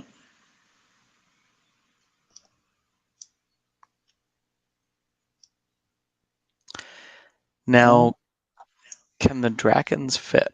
Can the Drakens fit right now onto the token king? No, I don't Okay. think so right at the moment, but this all it would take, I think, is to move this Lord on the Drakon out of the way. Yeah. Yeah, because that you can see here that this the Pegasus isn't in front of the line there, so Mm-hmm. it wouldn't take a lot to be able to make that charge. I'm also surprised the Heart Oh, Piercers. was he rolling for? Weakness, I think. Oh no! Did he fail weakness? Yeah. He failed weakness. Ooh.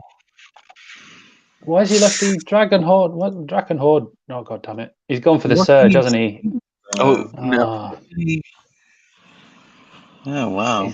it's put the other Forest Warden into position to surge those Shambler unit. So he's going to surge with one and surge with the other. Okay. Oh man, why? Just why?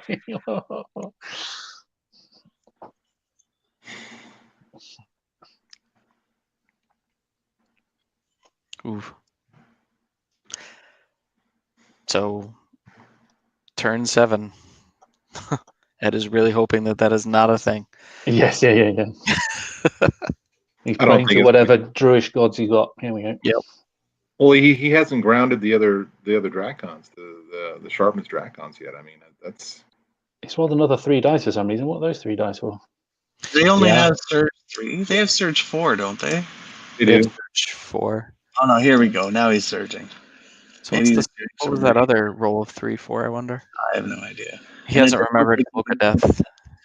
Or the Radiance of Life on the Tree Herder. He's I think you remembered probably, that one. That had 7, I think. Oh, did it have 7? Okay. Maybe. No, he's rolled. Right, so the first surge he's rolled no hits. Uh-oh. Oh, poor Ed. You got to make some big plays, but that may have pushed it. Oh, it's Heart Piercer shooting. Okay. Oh, 2. There he goes. He's in. He's in. Got the surge. Oh, it is. Yeah. Oh, Jesus Christ. I'm confused, man. I'm just confused. What is going on? So it'll be Oh, 36 man. attacks, 4s and 4s. I don't know if he kills him. Probably about 9 wounds. 9 wounds. That's not 17, 19, right? Mm-mm. So I Yeah, guess he'll hard 8 for Waver. Waver's box enough. car it twice. He'll be done. Oh, I think you just want the straight 8. Let's go for the big boys first. Regen on the Heart Piercers. That's what it was. Oh, okay. Oh, here That we makes go. For all the money. Oh no! Not a good start. Mm-mm. Oh dear. Oh God. Oh, Ugh. so bad. That is horrible. Now he needs an 11 just a waiver. He's owed. I mean, if he's going to do his one nerve roll, the first one, he's been banking this 5 turns. No! Didn't even Never give you the mind. big This is setup. why I'm not a hype man. Oh no. And he fell. Oh man. Oh God. Well, at least he got 1 damage on the Drakon Lord, it looks like. Here we go. Yeah. And did not. And you rolled a 5. His nerve rolls have got to be down on the low end. Holy cow. Yeah. He's only rolled 3, and there's 9, 3, and 5 so far. Yeah. Oh, now they're doing the clip. There we go. 6 hits with the Wilt Daddy. 5 wins. Vicious. With Vicious. Yeah, his Vicious is just madness. Did he remember Vicious against the dragon, or is he not in range? He's not in range. Oh, he's not in range, yeah. Okay. He doesn't get to take the horn anymore, so he can be in range of everybody. There you go. There's another 12 damage, isn't there? There you go, 12. So he needs. Another 11, yeah, 12. Yeah, snakes. They're gone.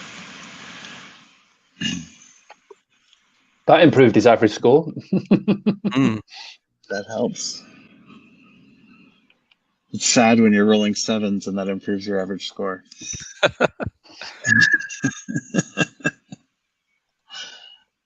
So here we go. Now what? He's still playing awful defensive with the gangers. Like he's just using them as a roadblock right now. He's blocked out the Drakon, I think, from maybe from there. I don't think so. There is like almost 3 inches there, basically, of space before, like at least 5, right? There's a space where that dragon can fit. Yeah. And that dragon is going to take that. Yeah, and that's all bad, right? There's just, that dragon in the rear by himself is probably picking that unit up. Mm-hmm. And I agree with what you're saying, Nathan, too, is that if we're just going to use these doppelgangers as scarecrows, should have just brought scarecrows.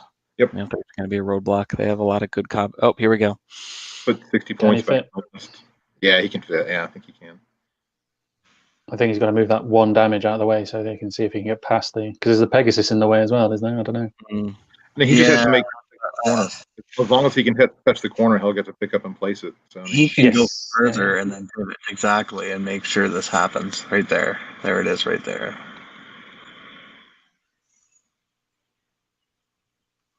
See, and also the doppelgangers are facing the other way, so they can't even interrupt this. Yeah. But that was, and that's what we were talking about last turn, right? Is he was so fixated on getting that surge flank charge that it really took the doppelgangers completely out of the game. They're just not even. Oh, this is a lot closer than I thought it would be. Yeah. He's got plenty of room there, I think. Yeah. This will be close. Drum roll. I don't know. I don't know. Like you shift over. No, I think he's gonna make it. I think. Oh. That is a smidge. Wow. What? Yeah, that's more than a couple pixels. Jeez. There you go. That is just not corner to corner. Although they could be discussing as a gentlemanly thing that he thought he was blocking it off or something. Oh, yeah, gentleman's agreement, I thought. He could have actually pivoted this unit a little bit less and removed that option. So I don't know if they're talking about it. Looks like they're agreeing to let it stay.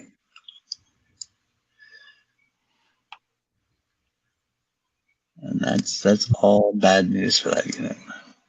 Right. Do you guys want an update on the stats? Let's hear it. Stat away. So 830 kill points at the moment for Keith. His average dice roll's come down on his nerve check, so he's only 7.4 now, which is kind of what you expected. He has Ed's managed to get something. So he's got 290 points for killing those Drakon riders, but his nerve rolls are about 6.4, so he's averaging a little bit lower. But then he's only rolled, I think, 5 times. And that He 3 rolled- did not help on that dragon. That did not help. Well, the problem is, anything short of a miraculous nerve test wasn't going to help either. I mean, that was a low probability play to begin with. I mean, I thought it was if he was going to make the surge, and then another interesting stat is just the kind of average roll that Ed's needed. Oh, here we go. Look at what that opened up. I didn't even pay attention to Yeah. that. Crazy. As long as it fits, yeah. Fit on the board. Oh, is it on the board though? Oh, no, it's not. No. Oh, he's got away with it. Wow. Oh man. Modeling for wing, making it hard to see. You were talking right about things you can do on UB that you can't do in real life at the beginning of the game. Yeah. Ladies and gentlemen. Yeah. Although he's agreed that's big. It removes units, but it's still if the tree herder can hold out for a turn, which from this flank I'm guessing not. But if they can, it could, now there isn't as much. The threat at the bottom can be contained. He has a forest warden and another tree herder down there, but now he can flip to face the dragon and the Drakons. So he's given him a chance to get away with it on 6 if there's no 7. I think I would have rather have seen the Drakons go into the Shamblers and start that inevitable grind. What do you guys think? I mean, I think that. Good. I actually think this is a solid play.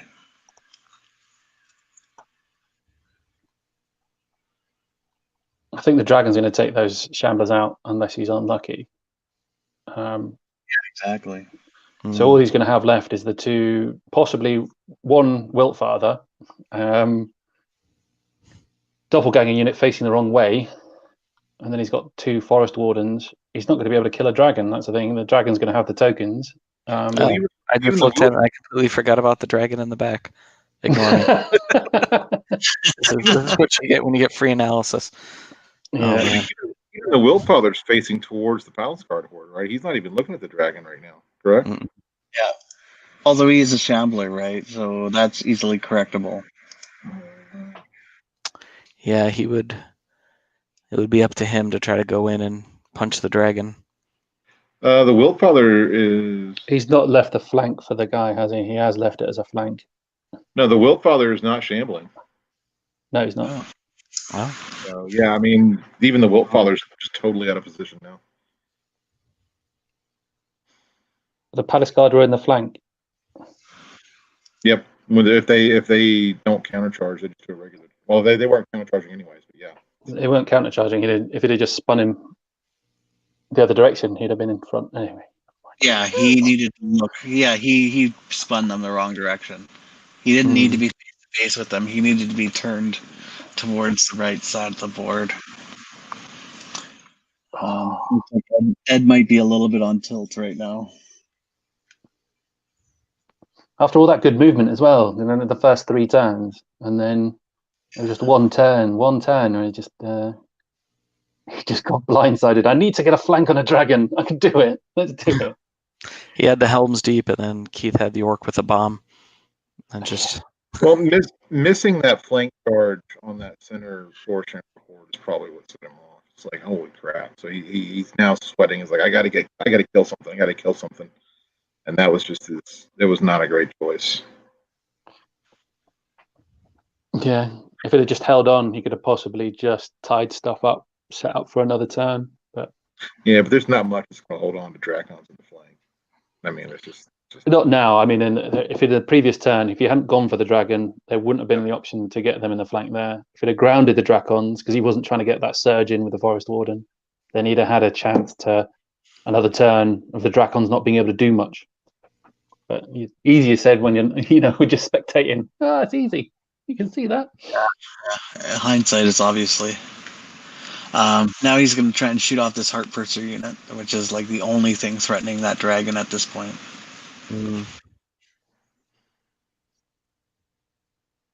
Or is this the, as again, this is the 6-turn play. Heart Piercers make it at the end, kill the dragon. Pick up all the tokens and win. Pick them all up. Win with Heart Pierce. Heart Piercers for the win. It's just going to require a double ones on the nerve roll from the shooting, right? A couple of them. And he rolled. Yeah. No.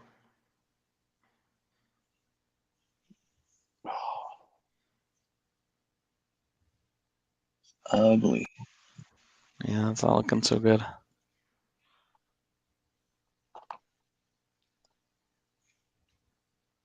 One of the things I was going to say earlier is that, all right, Keith has been rolling slightly better on the average nerve rolls, but he's also, the required nerve average is quite low as well, so he needs less than 6 on average to take units out.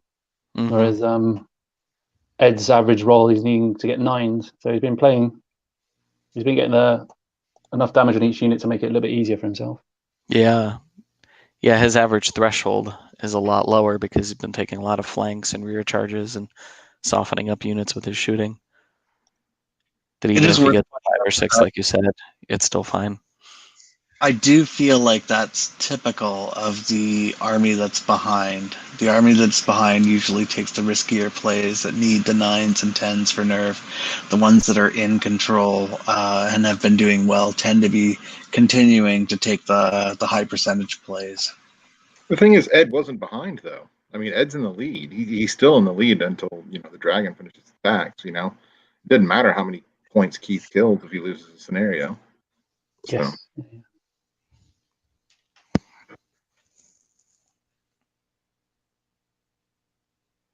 Yeah, but it's easy. I think that's possibly the lesson learned is maybe not to think you're behind, not to panic in those kind of situations and stick to your game plan. Just keep putting units in front, keep churning them out, wait for him to commit, and then snap on him when you've got an opportunity, rather than try to push it, which is you can do sometimes with surges, can't you? Because you go, I can do it, so I'll do it, rather than going, actually, do I need to? Yeah. Damage on those doppelgangers.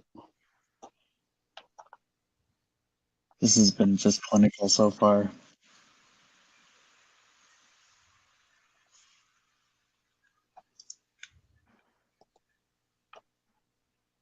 Yeah, Forest Wardens. Forest Wardens charging the dragon is going to have to happen next turn. For the win! Yep. With Heart Piercers. Both the Forest Warden can get to him, right? Because the other Forest Warden behind there can get to him as well, correct? So you can put both of those Forest Wardens into the dragon, but again, I mean... They forgot about stealthy on those doppelgangers. The doppelgangers got stealthy, haven't they? Yeah, lightning bolt, so doesn't care about stealthy. So. Was that the lightning bolt, not the shooting? Right. That is correct. That was the lightning bolt. There's the Glade Stalkers going 17 inches up the board. Here comes the nerve. All right. Gets him. Oh, they're only at 13, 15? Yeah, and they're not inspired at the moment. He only needed a 5 as well.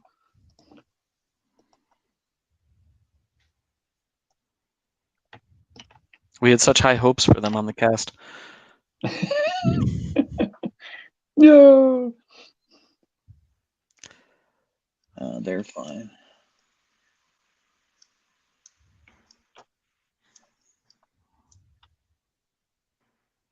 Oh, 5 again. I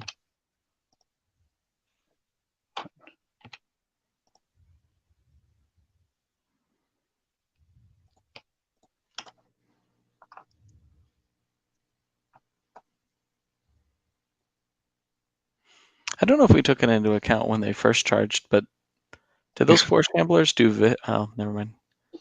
Because putting Kapoka up there with Vicious probably would have turned the tides, but I don't know if he forgot to leave Kapoka at the bottom. The Kapoka gives him Phalanx, doesn't he? It's the Wiltfather that gives Vicious. So he wasn't quite in range because he needed him to charge in. Yeah, he's been stuck at the bottom. Here, I'm on the wrong one. They're doing this one. You just killed the tree. Yeah, he was on double ones, so he's got him again. Oh, boy. Yeah, it's vicious, and just the other way around.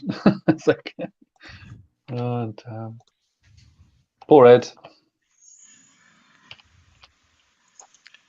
He gone from having an amazing castle going to almost losing everything. Just from like one big mistake, and that was leaving that one flank open. Well, even that was recoverable if he just didn't get, start just trying to hunt that the Dragon Kindred Lord. I mean, if he just moved away from it, and focused on killing the Dracons, he could give himself another 2 or 3 turns dealing with the Dracon Lord or the Dragon Lord. Yeah. Oh, takes out the Pegasus as well, doesn't he? Yep. Looks like him. Yeah, a lot of these checks are going to be without a reroll because the Wilt Father's in the bottom, and away from a lot of these things. Yeah.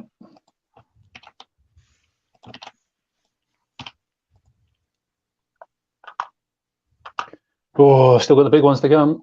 Yep.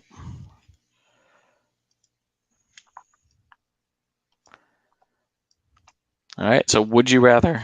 This is an easier one. He wants to keep the token ones alive. Yeah, Boom. exactly. Not even fun. Can't even play the game of it. Here we go. 20 hits. Yep. 22 hits. 19 wounds. Make that 20. Ooh. He's not even playing, not even pretending that there's going to be a chance. Like when you roll the 1 and it's like a 3, but the 1 and the 2, and you're like, see the 1. Nope, just 10 and 9. Get him out of here. But wouldn't you love to see those doppelgangers facing the other direction and getting 20 attacks, crushing 3 in the flank? Oh, those poor doppelgangers. Yeah, if anything, they're just getting in the way now.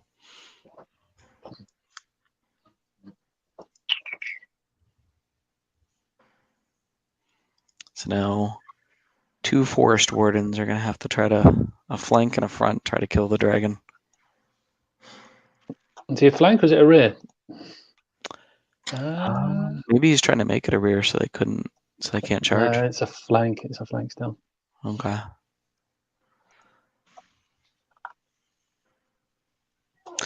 And so they asked this on the on Jeremy's cast last night too. At what point, if you're Ed, do you start going for points, or do you still try to play the Hail Mary objective, which is getting Hailer and Marier each turn? But what are the cutoff points? Because he's on 290 points at the moment. Yeah. Oh, I think I know this because I didn't get any victory points in my last game. I think it's like 350. I didn't get any kill. I didn't get a point for kill when I played against Lewis. It's 18 damage on the flank there. Oh. Wow. Great roll. Bye-bye. No reroll. The Forest Warden not inspire. Oh. No, Forest Wardens don't, unfortunately.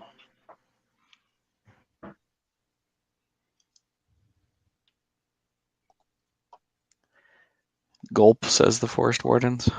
Yeah. And that one can't see the dragon currently.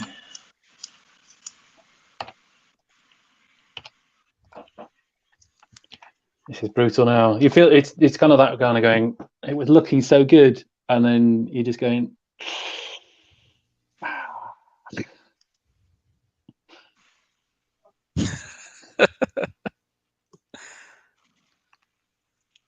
Oh, he's not even. That's where he is right now. He actually left so that he could go get his dwarfs to start playing with them.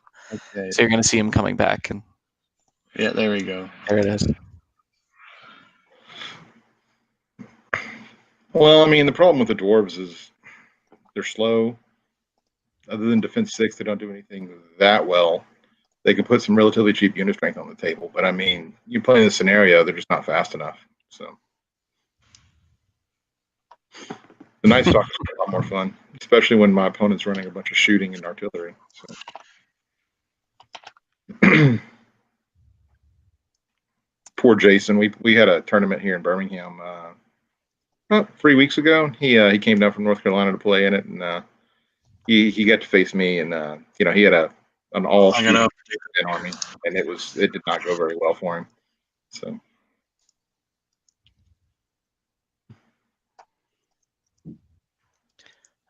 All right, so what are we doing?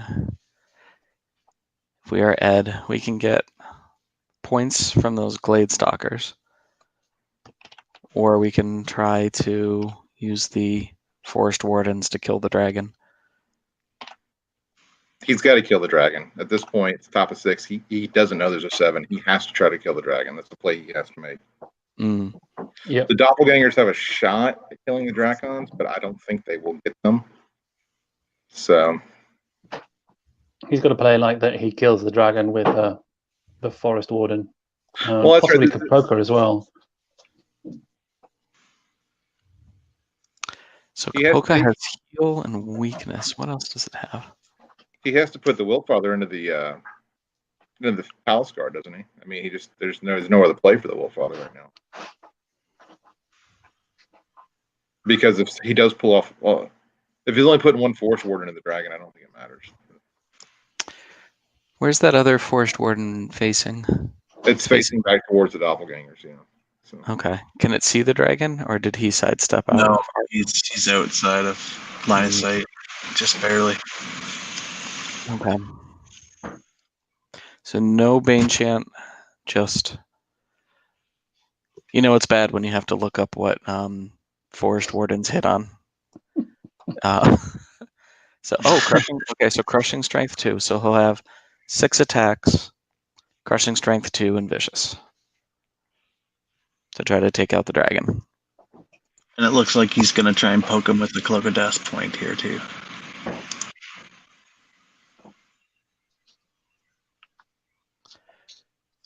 So we'll say that's 4 wounds. It'll bring him on 10. 11 with Cloak of Death, 8 rerollable to kill him. Yeah, it's just too risky. I think it's your only play, though.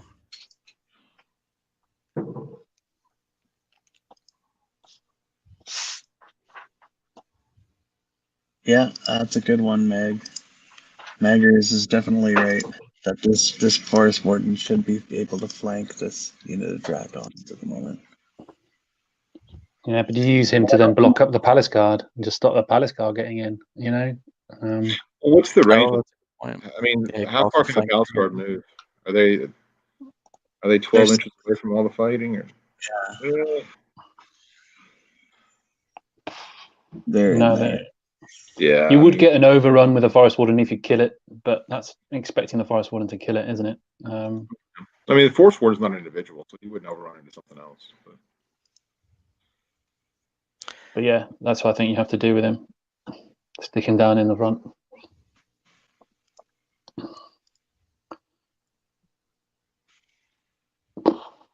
Boo, boo, boo. So what do you do with Kapoka? Kapoka, I thought he'd be good into the Drakon. Kapoka has... No attacks. 0 attacks. No attacks? No attacks. I guess he's just going to inspire, and actually he's got to move up. He's not even in the... Okay. Yeah. Phalanx isn't that useful either, right? So... No. Well, I guess if there's a counter charge. If he doesn't kill the dragon and there's a 7, it could be useful. Yeah. Doppelgangers are facing the bottom. Were the doppelgangers out of line of sight of the dragons? I think they were. Yes. Okay. Yeah. Wow, that is just amazing placement. I don't know if it was serendipitous or just skill, but the fact that he got all these flanks and he only had to pay with 1 unit against a shambling army is just incredible. Well, he said it was just that turn. He moved that shambling unit with the tokens to a position where he could get a rear charge from a dragon. That was like, wow. And then the dragon only really had then a charge onto the right-hand side, either onto the Pegasus or into possibly the Heart Piercers. If he'd have just kept everything to the left-hand side out of his outline of arc, grounded the Drakon Riders, he'd be in a so much better position. But it's easy saying that, isn't it? It's easy being detach from it all and go, it's easy. What you just needed to do, mate. Yeah, think 5 turns in advance about the position of your non-nimble, shambling units. He done so well up until that point as well, hadn't he? That's the thing. There you go. So we had a plot question from Jason. Here's the attack. Oh, here you go. He still has 22 minutes left. And he got an 8 on the roll, so don't tell me that's 1 off being wavered. It is. Are they remembering Cloak of Death? Yeah, because he only caused 1 point of damage. He was on 6, plus the 1, plus the 1. Oh, that's galling, isn't it? Oh, man. So 6 attacks on 3s and 3s. He only did 1. And is he remembering vicious? He has vicious. Oh, could have rerolled one. If he gets his vicious roll, then that'll work. But I think he forgot that he has vicious. So wavered? It would have been wavered, yes. If he remembers and rerolls his vicious, it'll be wavered. Oh. Because the Forest Warden does have the verdant keyword. I think they're just having a rest. Looks like it's over. They've moved to the bottom 6. So they okay. Here we go.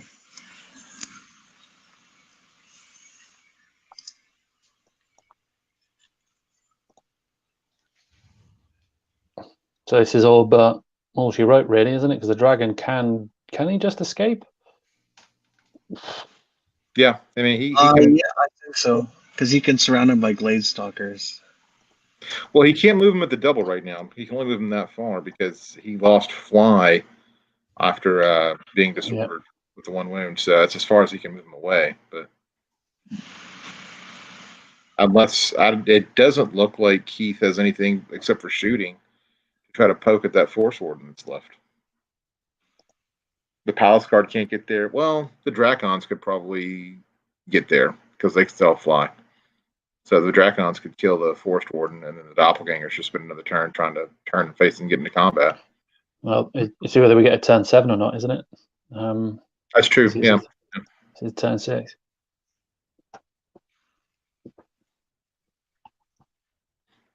So, but at this point, what is really threatening the dragon? Why not just turn to face the Forest Warden and just beat him up?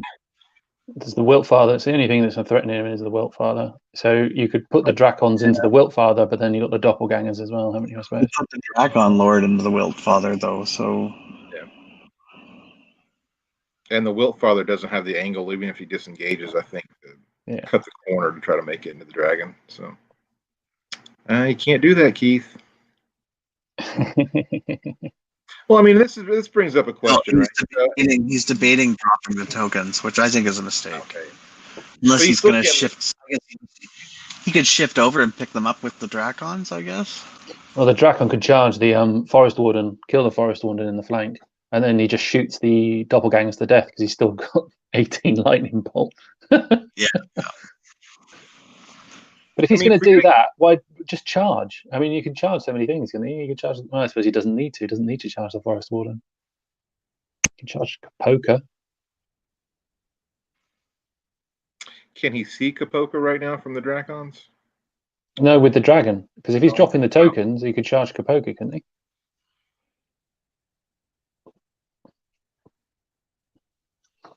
Yeah, he's charging there. Oh.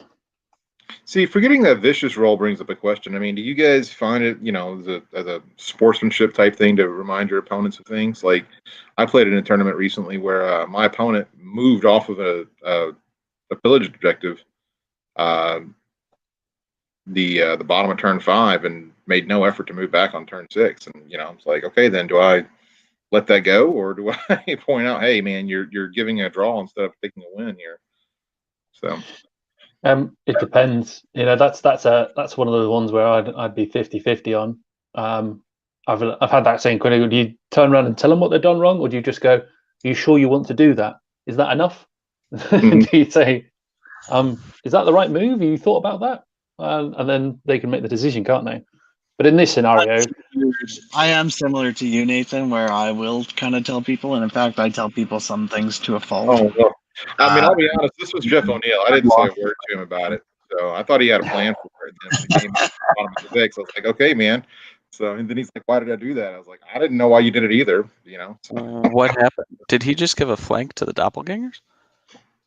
He is. Well, he's expecting to kill the Force Warden and turn to face, and the doppelgangers are expecting not to be there from the lightning bolt shooting. So. Okay. lightning bolt plus 4 units of Glade Stalkers as well. Yeah, that unit's not gonna stick around unless there's double ones.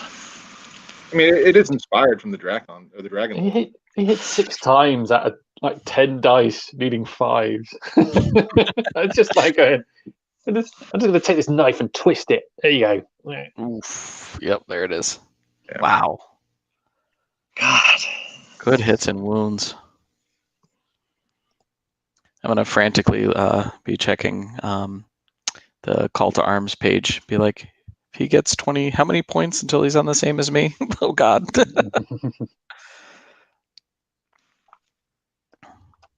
This is a great list, though, and I think that, as he said before, the Wolves are back in Yellowstone. Mm-hmm. When you have the speed to slow down another opponent's army, and while the shooting to still remove entire units a turn, I think it's at that perfect level. And Keith also plays it incredibly well. And I'm glad you clarified that because I had no idea what that expression meant.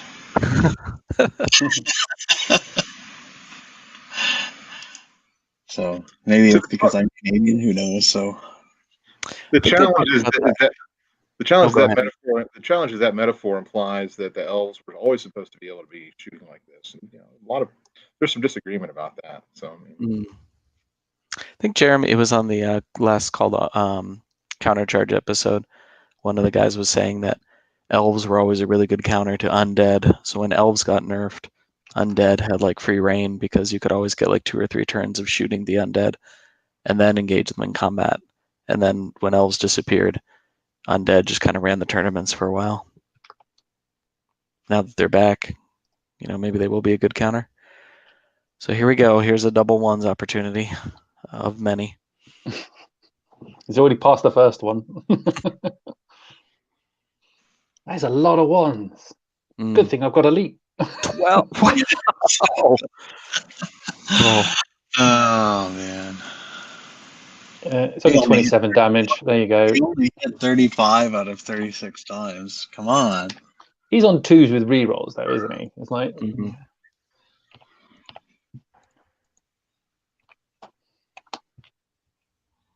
God, that unit is rough.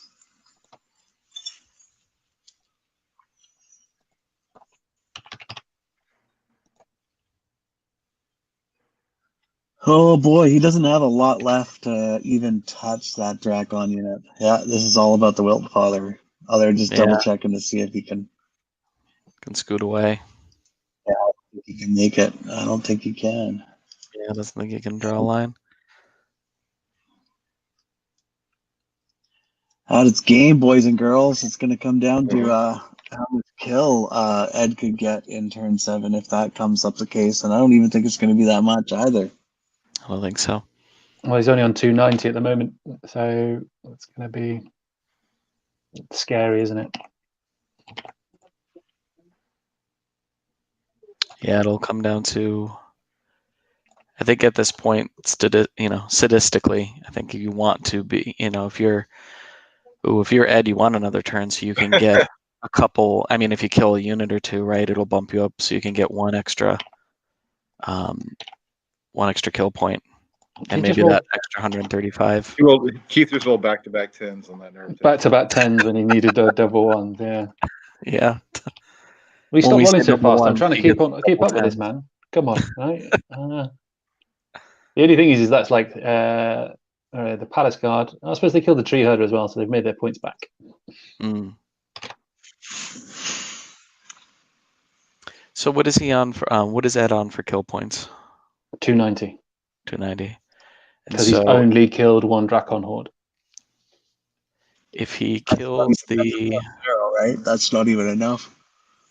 Yeah, what is this Draken Lord worth? Draken Lord is worth 170. Doesn't matter. No 7. No 7. There we go. Wow. Is that a 25-5? Is that what that is? No, Wilt Daddy probably bumps it down, doesn't it? You can tell Yeah. them I've got all the points here, so they don't have to work it out. Yeah, Make it easy for them. I mean, Wellfather and Capoca together are 445. Yeah, so he's got 2,055 for Keith, and it's 290 for Ed. Going back to his average rolls, Keith averaged 7.7, so he didn't actually do particularly slightly higher than average, maybe. But his average roll required was like 4.8, so it was really low, and especially went lower when obviously you started getting into the double 1 territory. Well, when you pick up the flanks and rears like that, I mean, effectively, just for a turn, you're adding a whole unit to your army. So I mean, when you pick up a flank with a horde of Drakon Riders, you've added 300 points to your army for that turn, for that combat. And so, as all the flying in there lets him do that. And it just, I mean, Ed was it was an up fight once he gave up that one flank in the center, and it was just is what it is. Do you know the scary thing? The scary thing is that Ed only rolled 6 nerve checks all game. Wow. And his average requirements for 9.5. So his average score he needed to kill something was 9.5, and his rolls were let him down a little bit. He was below 7, so 6 2/3. So he was low number of rolls, not particularly good average. He never really got into the game. By the kind of look of it, he just never really got himself an opportunity. Hello, guys. Welcome back. Hey. That's a tough one, Ed. It's a game to watch. Yeah. Ed, it looked like you had the castle going really strong, and then one crucial mistake where you left a flank open, and then Keith just pounced. I totally failed to see it. I didn't mind the first flank he took. That was swapping a horde of Shamblers for a horde of Drakons. Yeah. It was the one where the right Drakon horde flew over the top and went into the flank of the horde that had not done any damage against the dragon the turn before, or hardly any. And that was curtains for England, I have to say. Yeah. Curtains for England. You let the side down. From our perspective, it looked like you had a shot before you tried to surge the forced Shamblers into the Dragon Lord. You had some chances to maybe move out of his arc of sight and not take that point in time.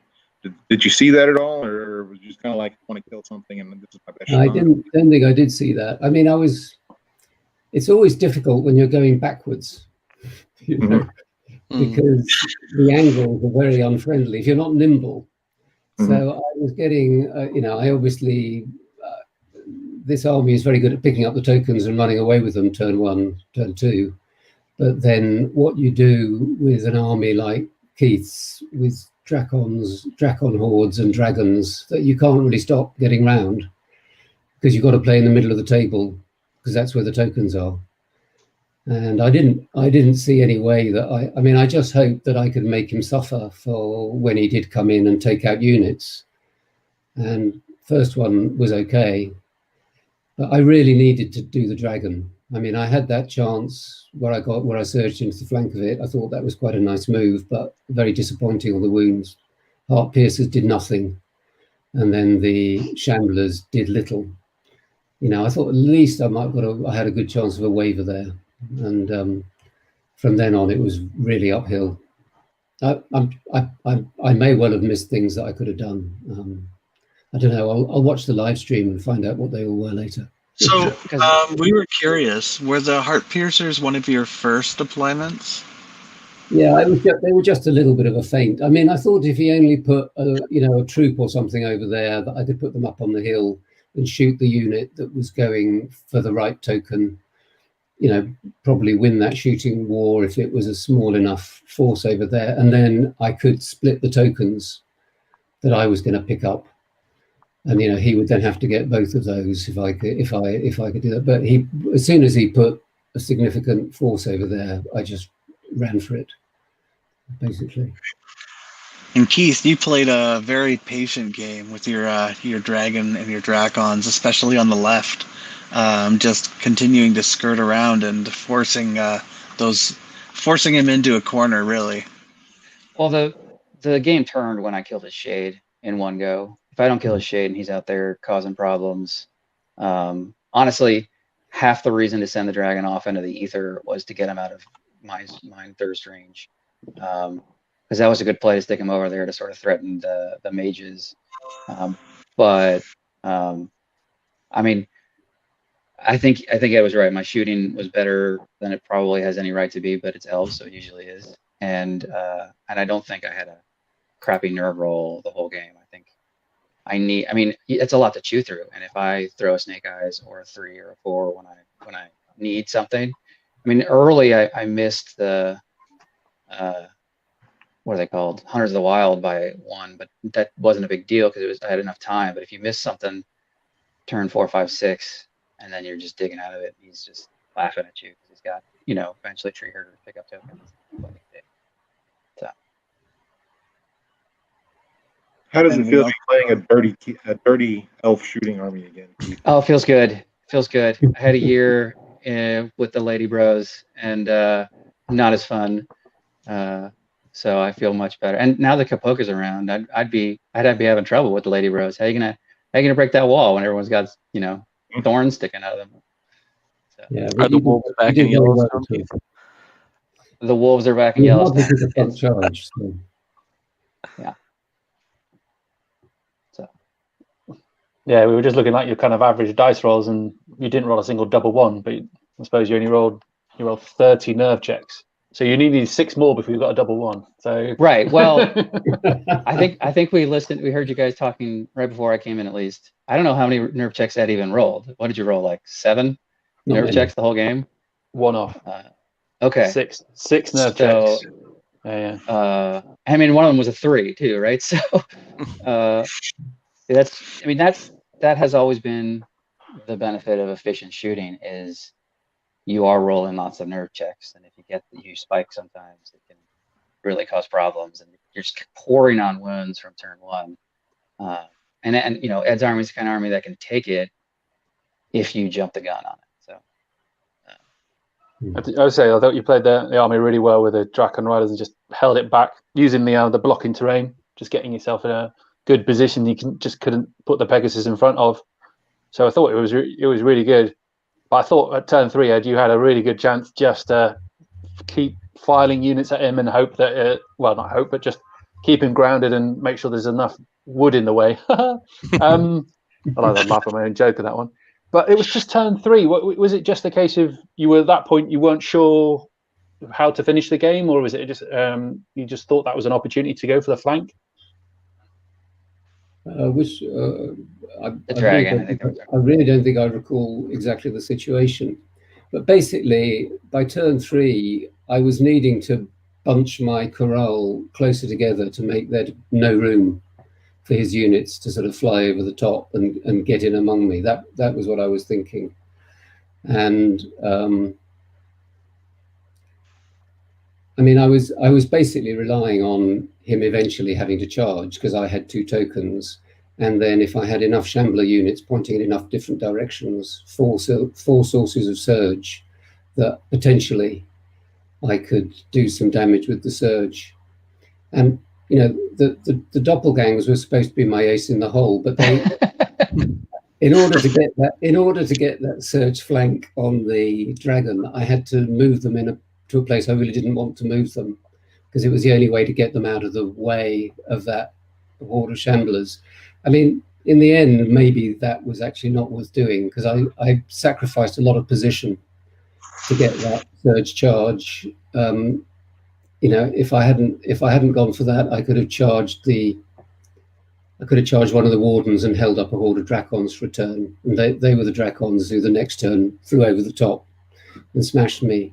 So it might be that I saw that surge and couldn't resist it, and I then actually messed up quite a lot of my position to achieve it, especially the doppelgangers, who ended up not doing anything all game, just getting shot off.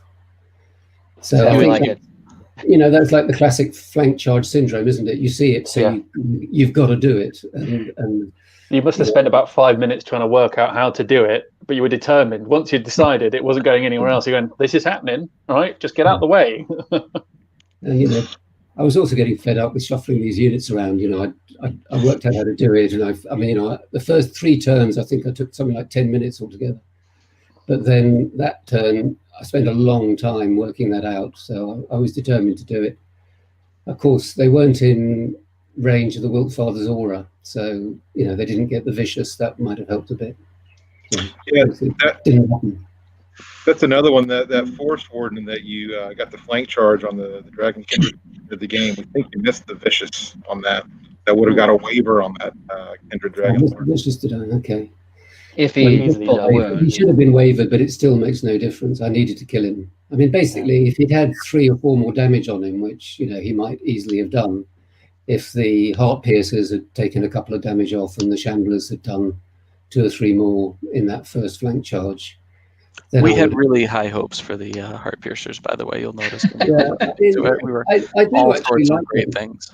I do actually like them. Since I put them in the list, I think the army is more rounded. That little bit of shooting, especially with the Cloak of Death often leaving units in the opposing army with a few bits of damage on them. So late game, the Heart Piercers can pick things up. But today was not their day. I think I made them run too fast in the first turn, and they were winded. Yeah, they never really got their aim back off that. Keith, we almost forgot that those Draken Riders didn't have nimble anymore with the amount of flanks, and I don't know if phalanx came up until the very end. Yeah, it's starting out of the edge. Ed, like you said, he had to move backwards, so he can't turn right when he's moving backwards. So if I can start out on the edge, when I flew the ones up on the right, I wanted to get as far as I could go. And if I could turn them at 20 inches, and I think this game would have been even more of I would think both of Dragons would have been in the rear, but that's not the world we live in anymore, sadly. But they can still sort of crisscross the board if they start on the edges and just jump back and forth if they're not on the ground. Yeah, I think you've proven that you don't really need to have nimble. It was a little bit too good with just nimble. I mean, I feel your pain, Alohi hordes, right? Sure. There's a tear in my eye. But yeah, I think opponents just got fed up of just going, right, okay, so there's a horde on either side. They're both going to be in charge range turn 1. Can I not have this again? Right. Honestly, I miss the sidestep with the turn. Yeah. I mean, even with nimble, you could theoretically sidestep like 10, but like even just sidestepping 5 and turning to get a better angle while you continue pouring arrows into people was enjoyable. For some of us, some people. Yeah. I think there was one thing that I missed that I could have done that would have made life given me a chance. If I pushed the left Hunters of the Wild further forward and then simply put the shade behind them again, then the next turn he could have flown into the pond and had cover for that. Yeah. He was always going to take one horrible volley of a lightning bolt, but it would have been better to do it standing in a pond than standing in the open. Yeah. Yeah. A lot horrible, isn't it? That like hindsight. You'll go and watch the game and go, "Oh no!" I saw that on the next turn. I saw that the next turn. The moment the dragon flew away. Oops. That's it. And that's the beauty of it. If it was easy, we'd all do it, wouldn't we? Ed, you continued the tradition of missing weakness too. I noticed.